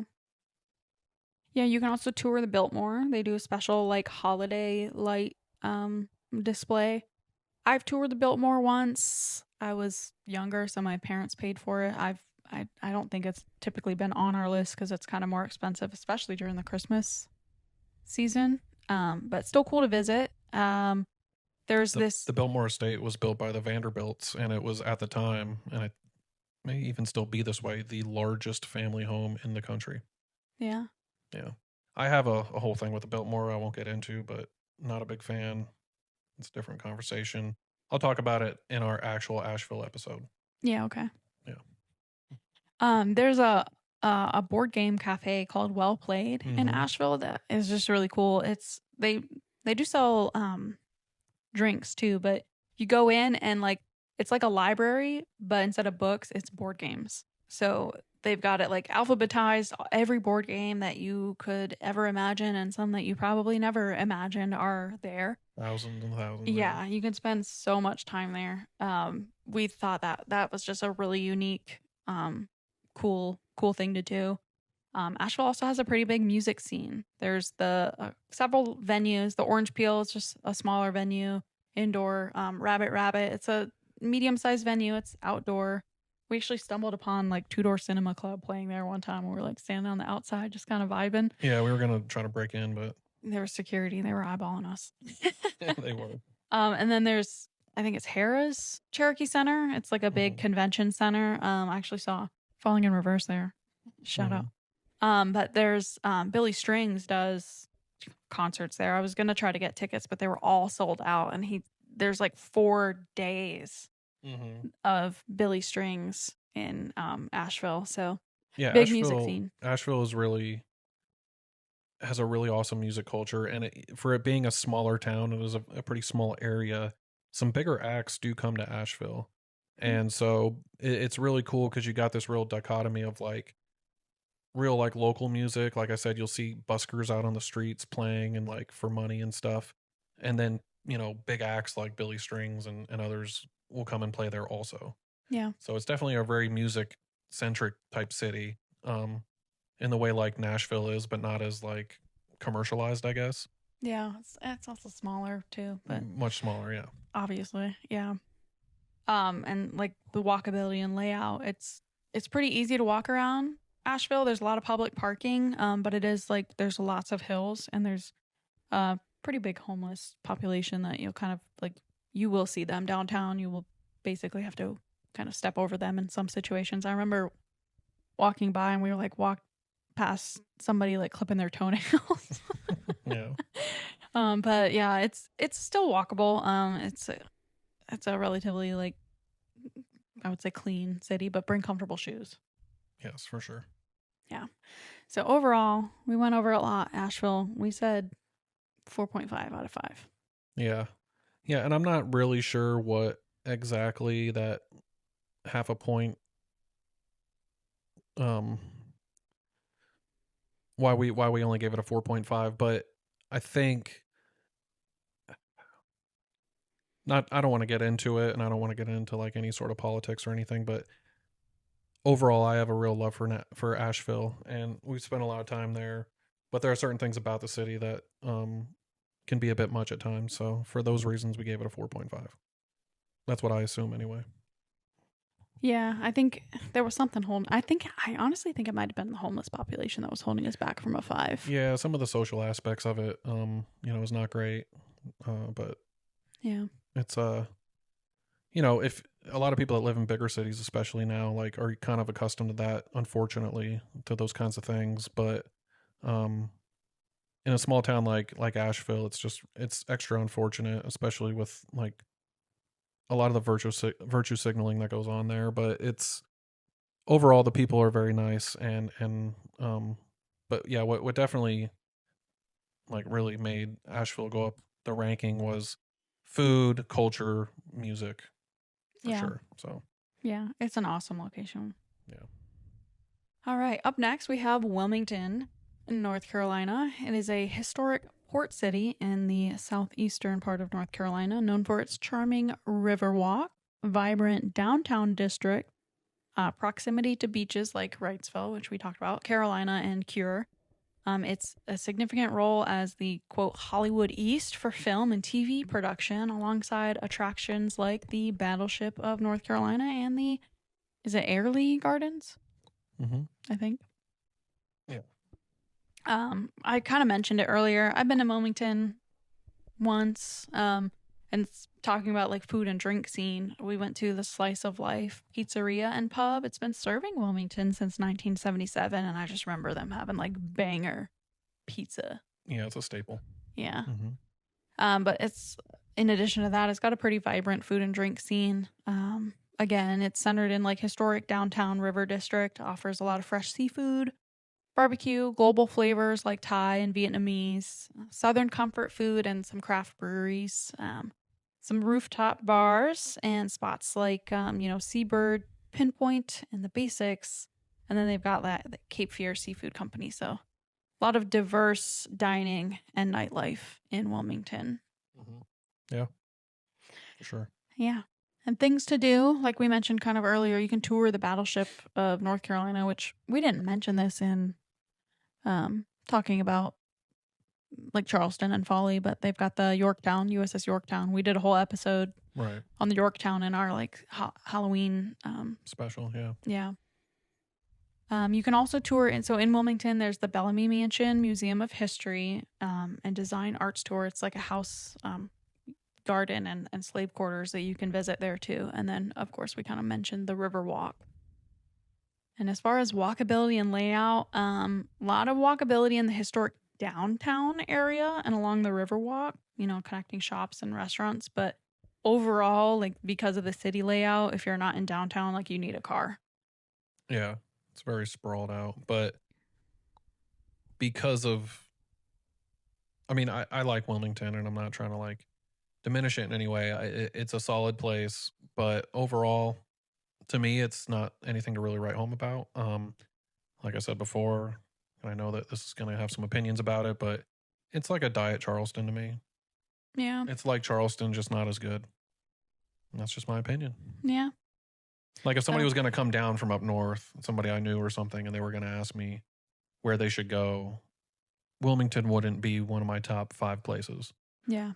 If you wanted to go to like a coastal city, like Charleston would definitely be in there, and some of the other places we may have talked about, but Wilmington's pretty far down the list. I mean, again, it's not terrible. I like it. It's nice.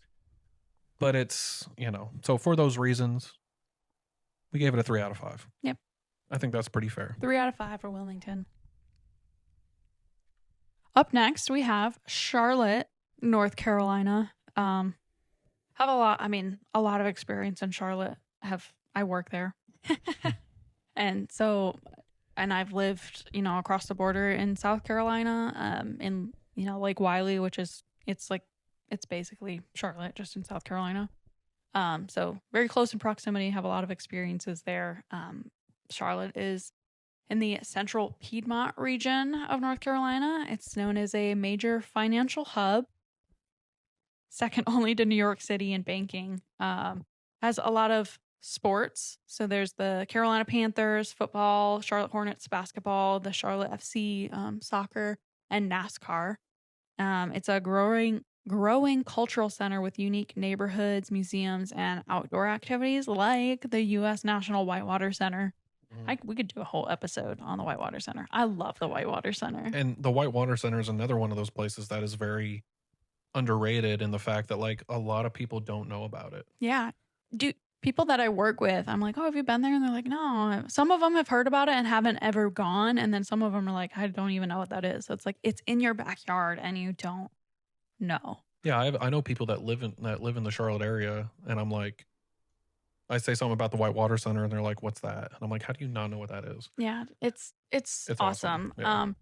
I it opened. Okay, so I had a season pass there in 2013. It probably opened like a couple years around that. I don't remember exactly, but it has expanded so much. It's a nonprofit, so they have man-made water whitewater rapids. There's a couple different, but they've got like class 4 and 5 rapids. The first time I ever went was with my dad, and they were doing Olympic trials hmm there, which was Yeah, just the Olympics does go there and train. yeah, that was really cool. They have like rock walls. I honestly I could Zip again. lining, high ropes courses. We did whitewater rafting there together, and we all got fucking tossed out of the boat and almost died.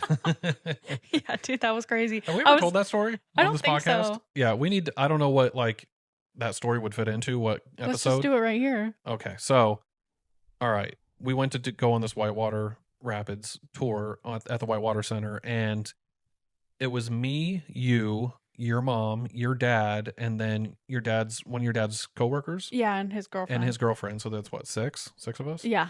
and plus our guide, who was this like tiny little skinny like hippie chick. Yeah. Who like talked about how she did I've done like class 5 rapids and blah blah blah, like she was like legit, right? Yeah. Well, man, we got stuck in the area. What was it called? It was like a whirlpool. You come down one of the embankments over like a little mini waterfall, and there's an area where if you get stuck in there, you just spin around Mm-hmm. and you can't get out. And so what was that area called? I can't remember. I can't remember what it was called, but it's by like the biggest kind of like obstacle Yeah. on the at the Whitewater Center. Well, we got stuck in that, and this poor woman who is our guide is like, because like we all have a paddle, everybody has a paddle, and you help paddle, but she's the one who steers the boat, Mm-hmm. and like, I don't, mean to like sound, I don't think she was strong enough to get us out of that. Well, and also, so she steers, but like the people in the boat with your paddles are like the horsepower. So like we have to be in sync, and we weren't in sync. Yeah, and so because we sat by the bank and we watched other people go down after, and we watched other people get caught in that same like kind of whirlpool area, but they were able to get out. Mm-hmm. But we weren't. And at one point, another boat was coming down, another raft. Yes. So we went down when we got hit by another boat. And so what happened was our boat tilted like, like it was going to dump everybody out. And then that other boat came and hit me and knocked me back in the boat. So I was the only person left. Yeah, the only person. Even our guide got knocked out of the boat. Yes. And I've told this story before, but I remember the look of panic on the guide's face and thinking to myself, well, if she looks like that, that's not good. Yeah. Because normally they're like, we've seen this before. This isn't a big deal. But when that boat was coming down towards us, I remember looking up and seeing her face like, oh shit. And she just screamed, get down, everybody get down. Because if you're going to take a hit in any kind, like they'll have everybody kind of leans forward and puts, because you're all wearing helmets, and you'll all kind of lean forward. Crouch down. And I remember her just being like, yelling down, down, down. And the look of like terror on her face, I was like, oh my God, this is going to be bad. And yeah, we got smashed by the other boat, and everybody went out except for you. Yeah, I was the only one left in the boat, and I was like, what the heck? It was just absolute chaos, dude. And like the entire boat flipped over on, upside down, and all of us, or not upside down. Yeah. It almost flipped upside down, but then straightened itself out, and you were left in the boat, but you were the only one. And the rest of us are like struggling. Some people are like went down the fucking river, and other people are like trying to crawl over to the side, and there's paddles everywhere. And I remember looking up at you, and you were just kind of looking at me like, what do I do? Yeah, because like I'm trying to, yeah, I think, and the guide got in the boat and I think she pulled you in because I was like, Yeah. I didn't know what, I was the only one in the boat. So I'm like, I don't know what to do, who to help or what. And yeah, and she was pretty winded. She was pretty shook after that. Yeah. So everybody else, I think it was just me, you, and her in the raft after that, and everybody else kind of went off to the sides, and we like had to go back and pick them up. Mm-hmm. And like, yeah, man, it was pretty intense, That and was, yeah. people were bleeding. Like, Yeah. Well, and I think what's so funny about that is because we've whitewater rafted so many times, like between like me and my dad or, you know, my family. And never once have we tipped over. And I think we jinxed ourselves because I'm pretty sure. because I was there. Well, and dad's coworkers were there. And I Yeah. think his girlfriend was like a little bit nervous, was like, oh, I don't want to end up in the water. And we're like, you won't. Like, we've never had a problem. We've never, you know, fallen over. We've definitely seen people do it, but we haven't. And yeah, it's just if our boat would have tipped and I would have also fallen out had that other boat not knocked me in the head and, you know, knocked me into the boat. Yeah. That was crazy. Anyways, back to Charlotte. We love the Whitewater Center. The food and drink scene in Charlotte, it's growing. A diverse culinary landscape blends some southern comfort food with a lot of international flavors. There's an upscale place called Fahrenheit, which is a pretty trendy upscale rooftop restaurant on the 21st floor of the Hyatt Place. It's known for its stunning, like panoramic city views, stylish atmosphere with fire pits, an inventive new American cuisine with like Asian Southern twists. There's also some food halls around, like Optimist Hall. It's basically like a, you know, upscale like food court, basically without a mall. But they're so pretty cool. I've gone and, you know, everybody can go to a different place, but you can still eat in the same, like share a meal together, but everybody gets their pick of what they want. And so the food halls are pretty cool. There's food trucks uptown. There's like the halal food trucks in uptown, which that's another thing about Charlotte is their downtown is called Uptown. I think there's a story behind that, but that really caught me off guard. Yeah. So like when we first moved, I'm like, what is Uptown? But yeah, so right in the heart of like Uptown, there's a halal food truck that's pretty freaking awesome. We did a ghost tour in Charlotte. We did. I don't think we ate at that food truck, but we did eat at a food truck. It wasn't the halal one. But yeah, other things to do. There's that Illusion Museum up in Uptown. There's the Discovery Place, which is like a science museum. We went and saw an IMAX movie there. That was, what was it? It was something about caves, and it was narrated by Bryan Cranston. Yep. Yeah, it was an IMAX, and it kind of had like the curved screen that goes around you. Yeah. Yeah, it was a documentary on just cave exploring and stuff. Yeah, that was really cool. There's also the NASCAR Motor Speedway and the ZMAX drag strip. And then they did just recently redo the airport overlook, which we haven't been to, but my parents went there with like my nieces and nephews, and they've got a really cool like playground area, and it's like they've got aviation exhibits there, which are pretty cool. They just invested a lot in that new airport overlook, so you can kind of go see the planes landing and taking off, which is cool on its own. And then there's some like really cool playgrounds and exhibits there too. Yeah, we've been to the old overlook though. That was, I think, Yeah. this our second date ever, right? Yep. We went and got street tacos and then went to the overlook. And it's cool, even the old one before they like redid it, because you just kind of sit there and watch the planes take off and land. Yeah. And at that point, it was all like mud because they were still doing construction. So, but yeah, even then, that was pretty cool. That's a cool thing to do. As far as walkability and layout, Charlotte's generally considered car dependent. Not a whole lot of walkability. I mean, uptown, sure, but like all the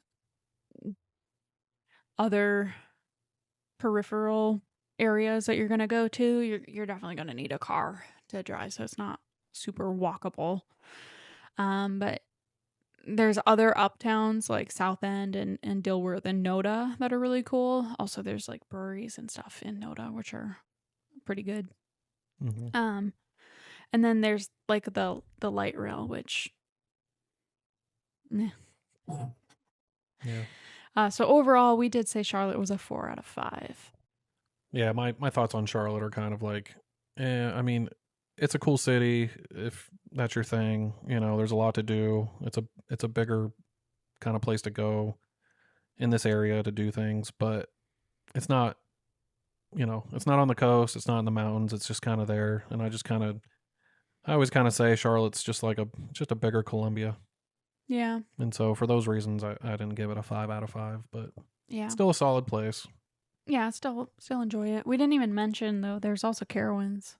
Carowinds, yeah. I mean, It's again, a theme park. not a big deal for me personally, but it is something for people to do, and a lot of people go there for that. But the Whitewater Center definitely gives it a extra points in my view. Yeah, especially if you're one for like adventure travel, which is what this podcast is typically about. Yeah. So up next for North Carolina cities, we have Winston-Salem. Yeah. I'm gonna let you take this one because I don't think I've ever been there. Yeah, Winston-Salem. I've been there a few times. I like it. It's a cool city. It's known as the City of Arts and Innovation. It blends, rich Moravian and tobacco heritage. That's where the R.J. Reynolds tobacco company originated, and so it's known as Camel City. So that's kind of like what it's known for. But it has a thriving art scene, downtown arts district, and it's also got modern research going on there. There's a area called Innovation Quarter. It's also the birthplace of Krispy Kreme, so that's also interesting. Krispy Kreme, the wrapper or the donuts? Both. Yeah, shout out Krispy Kreme. Krispy Kreme. Okay, anyway. Yeah, it's kind of cool. It's like I said, it's known as Camel City, kind of a cool name. It's known for its tobacco like background, which isn't necessarily cool, but yeah, the food and drink scene is pretty legit. I mean, it blends Southern traditions with modern twists, and it offers everything from like upscale dining to casual bites, with a strong emphasis on local sourcing and creative chefs. So, there's a Camel City barbecue is pretty well known. They have really good barbecue. River Birch Lodge. So it's overall got really good food. It was very, as far as like the things to do. There's Old Salem Museum and Gardens. There's just all different kinds of things. There's a good amount of like local breweries. It almost gives me like an Asheville kind of feel. Maybe not as artsy, but Sure. kind of that same way. And it's also very hilly, kind of like Asheville is. And I know that we'll talk about walkability, but yeah, I mean, there's different things to do. It's a pretty solid place in my opinion. Yeah. Yeah. So what do we rate it? Yeah, well, so as far as walkability goes, it's generally a car dependent city. It's like I said, pretty hilly, but there are distinct walkable pockets with like a larger spread out structure, and there's ongoing projects focusing on like connecting these different areas. Mm-hmm. So as far as like exploring the city, you can walk it, but it is better to have a vehicle. And like I said, the food's pretty solid. So, but overall, it's not anything incredible or super special. It's a nice place to spend maybe a day, drive through, check it out, but it's not somewhere you'd necessarily want to go back to frequently, or to be like a main destination. So for those reasons, I gave it a 3.5 out of 5. Okay. We sound like sharks. We're like, and for those reasons. Yeah. Yeah. So that's it for North Carolina cities. Moving into South Carolina cities. This is one that we've talked about a lot. Charleston. Mm-hmm. Charleston is located on the South Carolina coast, famous for its rich colonial history, well-preserved antebellum architecture like Rainbow Row and the Battery, cobblestone streets, and a deep Gullah culture alongside a renowned culinary scene, vibrant arts, and a romantic atmosphere, making it a top U.S. travel destination known as America's favorite city. Yeah, you can't do a South Carolina cities without having Charleston on it. It is a staple, and it has gotten much more popular in recent years. Even 10 years ago, which isn't that long ago, but a lot less people knew of Charleston. A lot more people I know from up north are coming down and passing Myrtle Beach to go to Charleston. So it's become very popular, especially in like recent years, and for good reason. It's a beautiful city. I absolutely love Charleston. Yeah, same. I mean, it's close to Folly Beach, which we love, but like they're to me they're like separate, right? Hmm. Because Folly Beach is on James Island, and then there's like the downtown Charleston area, which like we mentioned, Rainbow Row. It's just like these pastel houses, and there's also uh the market. What is Hmm. it? There's like a name for it. I can't remember Well, it's exactly. just I think it's just the Charleston City Market. Yeah, right. It's known among as other things, but due to like historical context, we won't refer to it as that. Um, to try to be like I guess more like sensitive. Um, but it's famous. That market is famous because back in the day, that's where they would sell slaves. Mm-hmm. Obviously, there's a lot of history with slavery and stuff down south, so that's unfortunately a part of the history. But that's what the market was known for. And but nowadays, obviously, there's no slaves, but they sell all kinds of cool stuff. It's like a real cool part of it's like outdoor, indoor market area, and we're a sucker for a market. Yeah, yeah, absolutely. And it's just cool to walk around. There's like food and drink that you can get there, but there's also like trinkets or like handmade goods and things like that there that are sold at the market. Food and drink scene. They've got a lot of good seafood. I put Fleet Landing on here. It's a pretty upscale waterfront dining area. I got shrimp and grits there, and hands down, like I still my mouth waters over the shrimp and grits there. But it's pretty upscale. It's like at least for us, not something that we're gonna go to a lot because it's pretty. It's like $3 or $4 cents. Yeah, and that's the thing about Charleston is it is very there are like real upscale areas, whether it's like restaurants or things to do. Um, but it's also the kind of city where you can find other things. So there's a lot of restaurants in Charleston that aren't overtly expensive that are still top notch. Yeah, sure. King Street's a really big area for shopping. Again, it's a very historic area of downtown. But there's a lot of cool stuff to do and see there. There's different plantations that you can visit. Again, going back to like a lot of the history in this area. Magnolia Plantation, Boone Hall Plantation. There's an aquarium in Charleston. It's not the best aquarium, but it is an aquarium. Um, it's okay. It's not terrible. Yeah. Um, there's horse and carriage tours. There's the Yorktown, like we talked about, the USS Yorktown, which we toured. You can tour, I think, anytime. It's really cool to do ghost tours during like the Halloween season during Mm-hmm. October, which we did an entire episode on the Yorktown. If you're interested in that, uh, yeah, it's historic. It's old. It's beautiful. Um, Scary during Halloween time. If you're somebody that's into that kind of stuff, it's a really cool place to go during like the fall. Uh, in the summer months, it's really cool to go to because it's like semi-tropical. Like it's a coastal city. Mm-hmm. It's beautiful. Yeah. Yeah, nothing but good things to say about Charleston. Yeah, and as far as like walkability and the layout, the historic downtown is highly walkable, which I mean, it's kind of a given.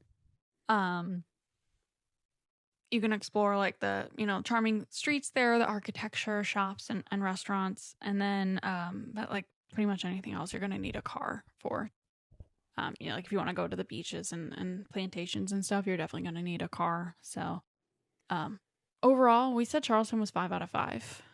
Yeah, I would say going back to the walkability, the only thing that isn't perfect about its walkability, a lot like other places like Charleston, like Savannah and stuff, is like a lot of the city is easily walkable, but some of it is cobblestone, very old brick, brick and cobblestone. And Yep. so, especially if you're somebody that likes to partake in a little bit of drinking, it can be kind of treacherous to walk around. Yeah. And we've seen many a people fall. Yeah. Yeah. So, but aside from that, yeah, I 5 out of 5. 5 out of 5. We love Charleston. Yeah. Next up for South Carolina, we've got Greenville, South Carolina. It's located in the upstate region, nestled near the Blue Ridge foothills. It's got a strong arts culture and known for like Southern hospitality. It has a nationally recognized food and drink scene. Mm-hmm. characterized by its farm to table movement, southern flavors, diverse culinary options, and a thriving brewery and bar culture. Um, we've been to Greenville Yeah. a couple times. Mhm. Things to do. There's the Falls Park. There's also the Medusa tree, which we got stuck in. Yes. Yeah. So Falls Park is a park in the middle of the city that has waterfalls. It's really cool. Mm-hmm. And you can even like walk out onto the rocks and like kind of be in the middle of the waterfalls. And people go swimming there. So I mean, it's like a really cool area in the middle of the city, and you have like the skyline in the background and the buildings surrounding you while you're playing in a waterfall. So for those reasons, that's really cool. Mm-hmm. Um, yeah, and the Medusa tree is this giant tree where the roots of the tree have been exposed, and you can kind of it's big for pictures. A lot of people take pictures next to it and stuff. But we climbed up it and climbed up into the tree Yeah. and got stuck. Well, yeah, because we It couldn't was late figure at out how to night. get down. Yeah. Yeah. And there was a couple that walked up, and there's like street lights lighting up that area. So there was a couple that walked up, and we were kind of just sitting up there and not really making any noise. And I remember they were like kind of talking. They looked up and they were like, oh, like once they realized we were up there, and they're like, oh, like I don't remember exactly what they said, but we did voice to them like we're trying to figure out how to get down. We were like, call the fire department. No, yeah. No, because they even said they were like, "Do you guys need help?" Yeah. And we were too embarrassed, so we were like, "No, we're good." And then jokingly, I was like, "Yeah, call the fire department." Yeah. Yeah. And then they just kind of stood there and watched, and I was kind of like, "Yeah, we're just kind of like waiting for you guys to like leave so we can get down, just in case I fall. I don't want to be embarrassed." Yeah. Yeah. Like we waited for them to like leave before trying to get down. Which we made it down just fine. Yeah, But yeah, that was a lesson in our climbing. tree climbing. Yeah. Yeah. But overall, Greenville, we have 4.5 out of 5. We do really enjoy Greenville. Yes. Yep. Up next for South Carolina cities, we have Beaufort. Mm-hmm. Beaufort. Yep. Not Beaufort. It's located on Port Royal Island in the Low Country, and it's known for its rich history. It's the second oldest city in South Carolina. It's also known for its stunning antebellum architecture draped in Spanish moss, some low country scenery, maritime heritage, and its role as a popular movie filming location, which we talked about. We did a Hunting Island Mm-hmm. camping podcast. We talked about that. But as far as filming things like the Forrest Gump and the Big Chill, Beaufort also offers historic like downtown riverfront park, nearby beaches and some outdoor adventures. So as far as the food and drink scene, it's got a vibrant blend of like authentic low country cuisine, fresh local seafood, and a mix of casual eateries and some upscale dining, often in pretty historic settings or with waterfront views.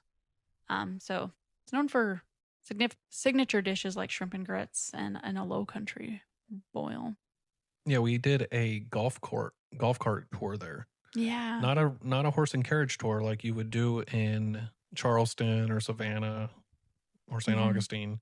We did a golf cart tour. So we got in the back of a golf cart and drove around. Yeah. And it was pretty cool. That was really cool. Yeah. It's Well, a beautiful city. Yeah, and we wanted to do a horse tour, but I think they were all full, so we opted for the golf cart tour, which was nearby. But Mhm. yeah, I mean that was still even pretty cool too, just to go see the homes and stuff around. There's a lot of really cool Yeah. architecture around a view. Mm-hmm. As far as things to do, we kind of already mentioned there's Hunting Island State Park. We've done a whole episode on that. We love Hunting Island State Park. Mm-hmm. We go Um, camping there every year. yep. And yeah, we did an entire episode on that. If you want to hear about Hunting Island and some of our adventures there, then go check that episode out. Yeah. As far as the walkability and layout, it's a national historic downtown. Lots of like walkability, like any other like historic downtown area. A lot of like known for like the waterfront parks, unique shops and restaurants thereby, but a lot of like areas outside of it are going to require driving. Like if you're going to go to Hunting Island State Park, you absolutely need a car. Mm-hmm. But overall, for Beaufort, we gave a 4 out of Drum 5. roll. Oh. 4 out of 5. 4 out of 5. It's pretty solid. I feel like it could have maybe been more than a 4 out of 5, but to be fair, yeah, that's what we gave it. So deal with it. Yeah. We didn't say anything negative about it, so I don't know, but you know, it's not a 5 out of 5. Yeah, But it's close. Yeah, it feels a little claustrophobic. I don't like Yeah. it's very small and like dense and packed in Right. in the actual like downtown. Yeah. So, all right, up next we have Columbia, South Carolina, located in the heart of South Carolina, and it is the state capital, also known as Soda City, which I didn't really understand why, but it's because people will instead of saying Columbia, they'll say Cola, and so that's why it's called Soda City, which I had called it Cola before, like, hey, we're going to Cola or whatever. I didn't know that's why it was nicknamed the Soda City, which makes sense. It's home to the University of South Carolina, also a major Army training center at Fort Jackson, and a growing hub for business, arts, and outdoor recreation with its rivers and parks. Downtown Columbia has a pretty diverse food and drink scene, from like Southern barbecue to other like diners. We talked about that a little bit in our Walk for Peace episode. Yeah. There's the Vista and then 5 Points, which is kind of like a bar area, like the party scene, but there's some breweries, wine bars, and eclectic spots there, plus some southern and global flavors with a growing craft beer culture and charming patios. There's one place in particular you were like, it's Tacos Nayarit. Yeah, Tacos Nayarit. Yeah, we can't figure out how to say it, but that's how you say it. It's a pretty good little local spot. It's a local spot. The only one I know of was in Columbia, and then they opened another one in West Columbia. So it's a local taco spot. And you know, that's the one thing about Columbia is Columbia has some really good Mexican food. But this place in particular, Tacos Nayarit, is one of my favorites. Yeah. So I definitely wanted to put it on here because it is only in Columbia as far as I know. Yeah. I think they started out as a food truck and then, you know, got their first location and then their second location. And so they have really awesome, pretty authentic Mexican food. Yeah. So, yeah, there's a lot of things to do in Columbia, you know, for it being the size that it is. Again, it's no Atlanta, it's no Charlotte, but for it being a smaller but still city-sized city, there's the Soda City Market on the weekends, which is they close down the downtown, what is it? Main Street, and have a big outdoor market. And, you know, we're sucker for a market, blah, blah. The South Carolina State House Museum is really cool. And we went there a couple weeks ago and got to check it out and kind of explore that. There's the Canal and Riverfront Park. We like doing that. The River Walk is really cool. You know, you can go under the bridge and, you know, look out over the river and stuff. And it's really pretty to go and walk there, especially when it's nice out. You see a lot of people out doing that. We also have a zoo here in Columbia. Yeah. Which is one thing that we have that like Charlotte doesn't. True. Yeah. Riverbank Zoo. And it's a pretty good zoo. Yeah. You know, surprisingly, it is actually a really, really awesome zoo if that's what you're into. We already kind of touched on it, but Congaree National Park is also right outside Columbia. If you're somebody that's into the outdoor kind of scene and into hiking and stuff like that, we've already kind of touched on that. There's a Nickelodeon theater in downtown. It's like an old school movie theater. They can go see movies at for like really cheap. So that's kind of cool to check out. Sesqui State Park is in Columbia. It's right on Two Notch Road. And so it's like a little wilderness area. It's a state park that's in the middle of the city. It's like a fucking, you know, what do you call it? It's like Central Park. It's like the Central Park of Columbia, kind of. Yeah. It's not huge. It's not massive, but there is a cool pond there that you can go like rent kayaks and go fishing or whatever. You know, people do. And there's some hiking trails. Overall, it's not like an incredible state park, but it's something to do in Columbia. And then, of course, you know, home of USC, you can go to a Gamecocks game. Yeah, if that's your jam. Right. As far as like walkability and layout, though, it's overall pretty car dependent unless you're, living in downtown, like areas like Main Street and the Vista. But other than that, you're going to be car dependent. Yeah. Okay. All right. Overall, Columbia, 3 out of 5. Yeah, we gave it a 3 out of 5. Again, maybe we're kind of biased because we live here and like we like to travel, but overall, Columbia, it's okay. But people typically leave Columbia to go to places like Charleston or even Charlotte. So Yeah. for those reasons, we gave it a 3 out of 5. Yeah. All right, so now we have gone over the beaches, mountains, and cities in both North and South Carolina. Yeah. And before we go to the overall winner, though, we gotta go over the cities winner. right. So we had North Carolina with a 3.75 out of 5, and South Carolina with the 4 out of 5 overall. Mhm. So South Carolina won the cities. Yep. So with that being said, when we add up the totals, the actual totals, and this might be kind of surprising to some people. However, I think that we were as fair as could be. And again, I know that there are going to be people that listen that disagree with this or that think that we should have added certain places and not, or talked about this place or whatever. But as far as our opinion goes, as people that have spent a lot of time in these areas, I think we gave it a fair shake. I think so too. And yeah. so with that being said, do you want to go over who our overall winner of the Battle of Carolinas is?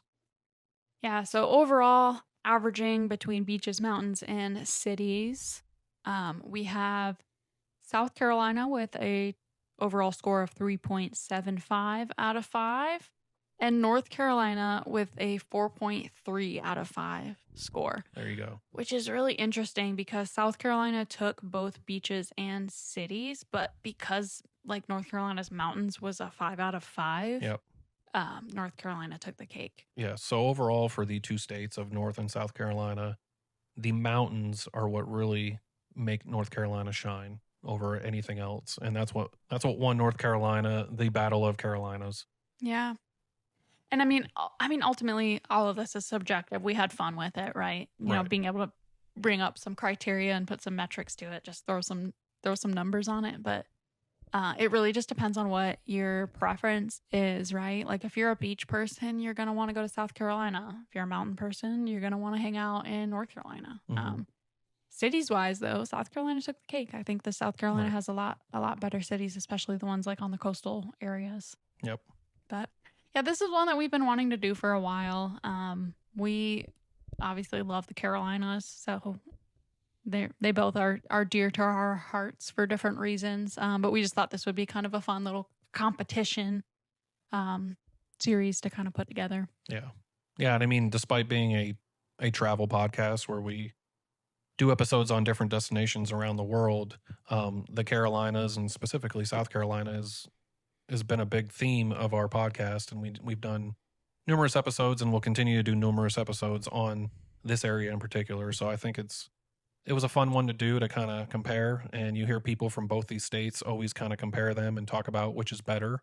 So I think it was kind of fun to sit down and give our opinion and try to figure it out. Yeah, and it's important to talk about the places that are like near to us too, because I mean, yeah, not everyone can afford to go to these not crazy, but just like international destinations, right? So I think it's also important to talk about the places that are close to home and things that you can do on a day trip. Right. Every travel doesn't have to be a 10-day or, even longer stay in a different country. Like you can go out and find awesome experiences just in your backyard too. Yeah. For some people going, their vacation may not be going to hike through the jungles of South America. It might be, we're going to go down south and go to a beach for the week. And so for those reasons, I think it's important for people to kind of hear it from some locals, some people that live in these areas and frequently travel to these places and kind of hear our opinions on these places, and it may kind of help them decide. Yeah. All right. Well, that's it for this week. Thank you guys so much for listening. We know this was a little bit of a longer episode, but we had a lot to cover here. But Yeah, again, let us know what you guys think about our assessments, the locations that we chose. We would love to hear from people around, especially if you're also native to North and South Carolina. And once again, like we don't typically do like comparison episodes like this. We typically stick with one destination and the itineraries and hidden gems at each location. But let us know if you enjoyed this style of episode. And with that, we've got some social media that we'll call out. So temporary locals, we are on Spotify, YouTube, and Instagram at Temporary Locals Podcast. You can find Jared on Instagram at Rover_Stover and Rover Stover on YouTube. And you can find me, Megan, at Mega Goes Global on Instagram, TikTok, YouTube, and Facebook. And with that, we would encourage you guys to share the episode, give it a like, comment, let us know what you think, leave a review. It really helps us out. And with that, I'm Jared. and I'm Megan. Thanks for exploring with us. And remember to be a local anywhere you go. Bye. Bye.